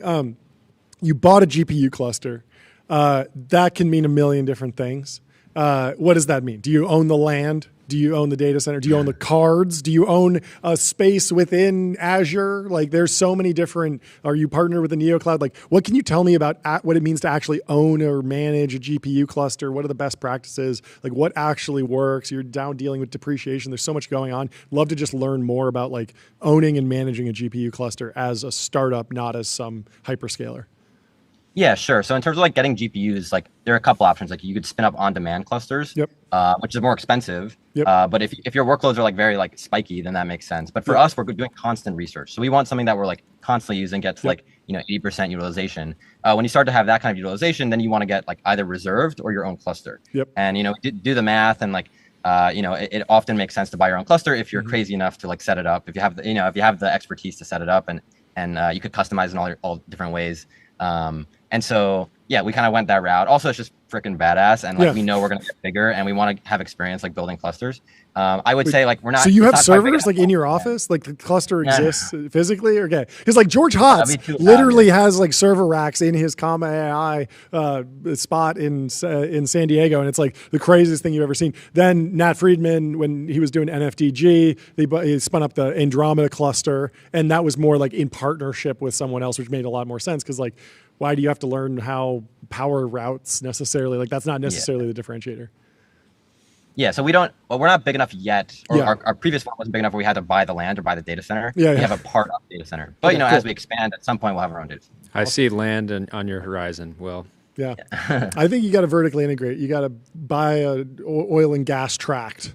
You got to buy the natural gas resources in the ground. Buy the sand that you can turn into silicon. Fab your own chips. Design your own chips. You got to be vertically integrated. It's the only way to win. From sand to search. Exactly. From sand to search. That's a great line. Print it. Put it on a t-shirt. Give him I've seen enough. Give him 10 billion. Give him 10 billion. Thank you so much for hopping on. Jordy, you got anything else?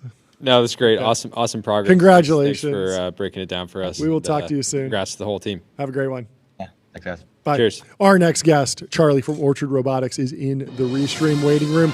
We'll bring in Charlie from Orchard.ai. Charlie. Orchard. A Teal Fellow Cornell dropout. Wow. The legend. Royal flush. How you doing, Charlie? Charlie, it's great to have you in the Ultra Dome.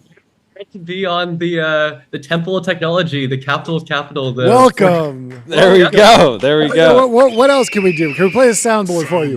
Can we ring this gong for you? Do you have anything for us? It would be an honor to us. Give us something. Yeah. So today we announced our $22 million Series A, led by Quiet Capital and China. Let's go. So excited to finally have this out there. We've been growing the team a bunch. We've been scaling up our technology into a bunch of new farms. It's really been an exciting time these last couple of months. Thank you for making cool looking robots. We gotta pull this. We'll have the team. Yes. Pull up the landing page. I want to look through this. Also, thank you for making a company with a name that directly translates to what you do. Orchard.ai. It's a farming company. Yeah. It's fantastic. And I love your background, by the way. How did you get into this? Did you just like do a market map and figure out there's opportunity in farming, or did you have some background? How'd you land on that? My grandparents were actually apple farmers, and my way. parents did agriculture before they immigrated to the U.S. I grew up in Virginia, got into robotics early on, built my first robot when I was like 7 years old, trained my first ML model in middle school, ended up going to school to study CS and mechanical engineering. And this was kind of during the COVID years. And a lot of people don't know this, but Cornell is actually the #1 agriculture school in the nation. And we have acres of apple. Robot, John. Yeah, it's a beautiful robot. So, you made a beautiful robot. Yeah, really. Thank you. It's our amazing team made that. But it's been a pretty long journey the past 3 years to get to this point, actually. And the first iteration of this was actually this huge 6-foot-tall autonomous rover that I built in my dorm room. And then we realized, wait a minute, you don't really need a rover. You can just have a camera because you have tractors that go through the farms all day already. But really, I was talking to, I think, when I first started the company, I talked to like 100 different farmers, just drove around upstate New York, talked to everyone I could, and basically learned that, here in the US, even on the largest commercial farms, like these farmers are relying on very, very small amounts of data to make every decision. So, say an apple farmer is going to send their 10 best workers out to the fields for an entire week to count and size fruit on trees. Maybe with 400 man hours, they get to 500 trees. Seems like a lot until you realize there's 5 million trees in the farm. And that sample size is what they use to make every decision across their entire company, which is kind of insane to think about. But, we're helping them get data. Are you starting with counting, which sounds simple, but... So we can do a lot of things. We started with counting. Now we can count and size, measure color, measure grade, detect disease, measure growth rate, do inventories of plants, basically tell a farmer everything they want to know that can be, gleaned from visual information out in the fields, which is, pretty much all of the important information that they've, been lacking for these last couple of decades. Nerd out with me for a second on the hardware. I see a bunch of different lenses and cameras on here. I imagine that you're driving right by a tree. There's going to be apples that are obscured by leaves. You need high definition, some 4K, 8K, some zoomed in, some zoomed out. Like, what's the optic stack that gets you enough resolution or data to actually determine, is this an apple or is this apple healthy? Like, walk me through that decision. Yeah, so we have 4 lenses on each of our cameras, and they're basically 2 stereo pairs. We use stereo vision. They're RGB cameras. They're pretty much off-the-shelf cameras. Camera technology has gotten really good in the last couple of years. The real magic is in the machine learning models that we run on the edge. So we have some state-of-the-art multi-object detection tracking models that we run on our cameras. We have NVIDIA Jetson Orans inside every single one of them that run these models on the edge. And we can basically do things like, of the 100 images we take every single second, we can tell, even through occlusion, through, things like leaves blocking fruit, or fruit that are, as small as 5 millimeters, we can actually size. You actually hit the nail on the head. We have a really wide angle lens and a really narrow angle lens. And that lets us, do things like zoom in to see very, very small things, but also things like a, 12-foot tall tree from 3 or 4 feet away. Yeah. Being a farmer and just refreshing your dashboard and seeing that you have a bountiful harvest must hit extremely hard. How do you sell the robots? Are you I imagine if this is replacing the need to send hundreds of people or a bunch of people into the field to like physically count fruit, it can pay itself back fairly quickly. But what's the business model? Yeah, so we actually charge a per acre per year subscription fee. So it's similar to SaaS pricing where it scales with usage on the number of acres they use it on. Since the hardware is so relatively inexpensive, we actually don't even charge for the hardware. It's boxed in with the subscription fee. So it's really easy and not capital intensive for a farmer to try on a couple hundred acres and then scale into thousands or tens of thousands of acres. Are those LED lights on the sides of the robot? They are. Yeah, they're LED strobe lights. So even at night, we can operate. Oh, and you only strobe them when you're taking a picture with the cameras to save energy? Yep. Makes a ton of sense. All of the cameras are powered. So we actually can power them off of any 12-volt power source. So we have farmers that actually plug them into like the 12-volt sockets, like the car jacks, on your car. We have, like people who use external batteries, you can wire it into like, the car battery of any tractor or ATV. It's really versatile. What's the refresh rate on the flashing, on the strobes? Are you doing like 1 per second or something? It's more, it depends, but it's more than 15 times a second, 15 hertz. 15 times a second, you're flashing LED lights. Is this going to make squirrels go insane? Hopefully the squirrels aren't awake at might have a night. problem. Yeah, go to sleep, squirrels. Yeah, we're farming out here. We're farming. Get out of here. Yeah, I mean, maybe there's a pest control. We talked to the laser weeder guy, and maybe there's a pest control angle where maybe you can also. You have a lot of VCs early on heavy tell you to get pick the a different squirrels out of category. there. Oh yeah. It's a good point that you brought up, because we started this company back in March of 2022, and it was actually, I think it was around the time that like the whole American dynamism thing. Yeah, they were like, please make weapons. Please Put make weapons. I'll give you $100 million. Put a gun on it. I remember actually when I met my first like VC ever, they were like, oh, you should pivot into crypto. Like that was the because this was March of 2022. It was before everything came, tumbling down. And, we were like, no, don't really want to do crypto. I think, this is my life's work. I'm going to do this for the next 10, 20, 30, 40 years. And, I think over the last year or so, there's been kind of this rise in, robotics and American dynamism and, like manufacturing, all these like industry things. And, suddenly, agriculture and ag tech is sexy now. And, it's been, when we went out to raise this last round, it was, I'd say, a bit, I don't say easy, nothing's ever easy, but it was a lot better than, when we were raising our first 2 rounds. You could have gone into beans. Do you remember beans? Hey, I've actually heard that coffee beans are a pretty big market out of Hawaii. I'm talking about the crypto project beans. I don't know if you're familiar with this, but it was popular on Twitter for like, right around that time, right about when you would have been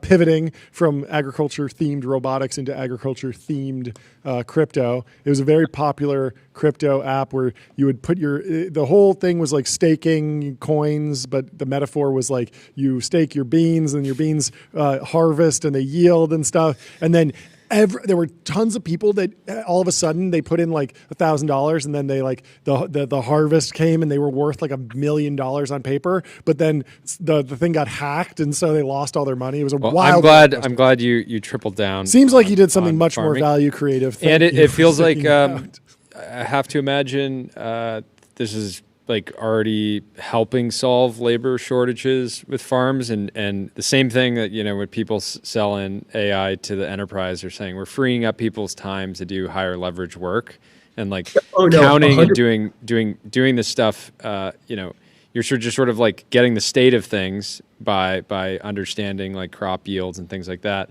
And then I imagine this is freeing up labor to like actually take action to increase yields and fight off pests and things like that actually impact the bottom line.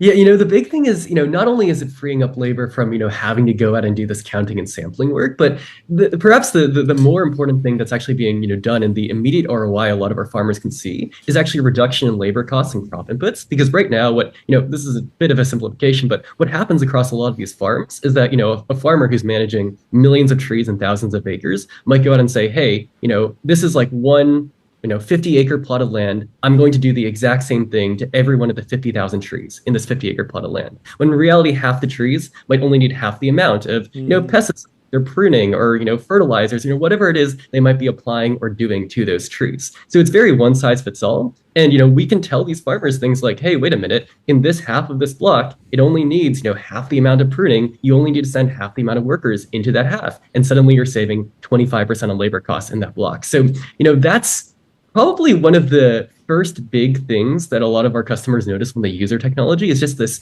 ability to see where you need more of something and where you need less of something else. And you can see pretty immediate labor and cost savings just from that alone. But, in the long run, we have this, this conception of what we call like an AI farmer, which is that if we can see, tens or hundreds or, like billions of trees across their entire life cycles, across multiple seasons, we can start training large embedding models on all of this data that can basically farm or know how to farm better than any human ever could because it has so much experience. And, from there, it's like, what can we do with that, right? We get down to the tree level and like prescribe, individual recommendations to what every single plant in a farm needs. And that's super exciting to me. And I think that's ultimately where, a lot of this technology is going to go over the next couple of years.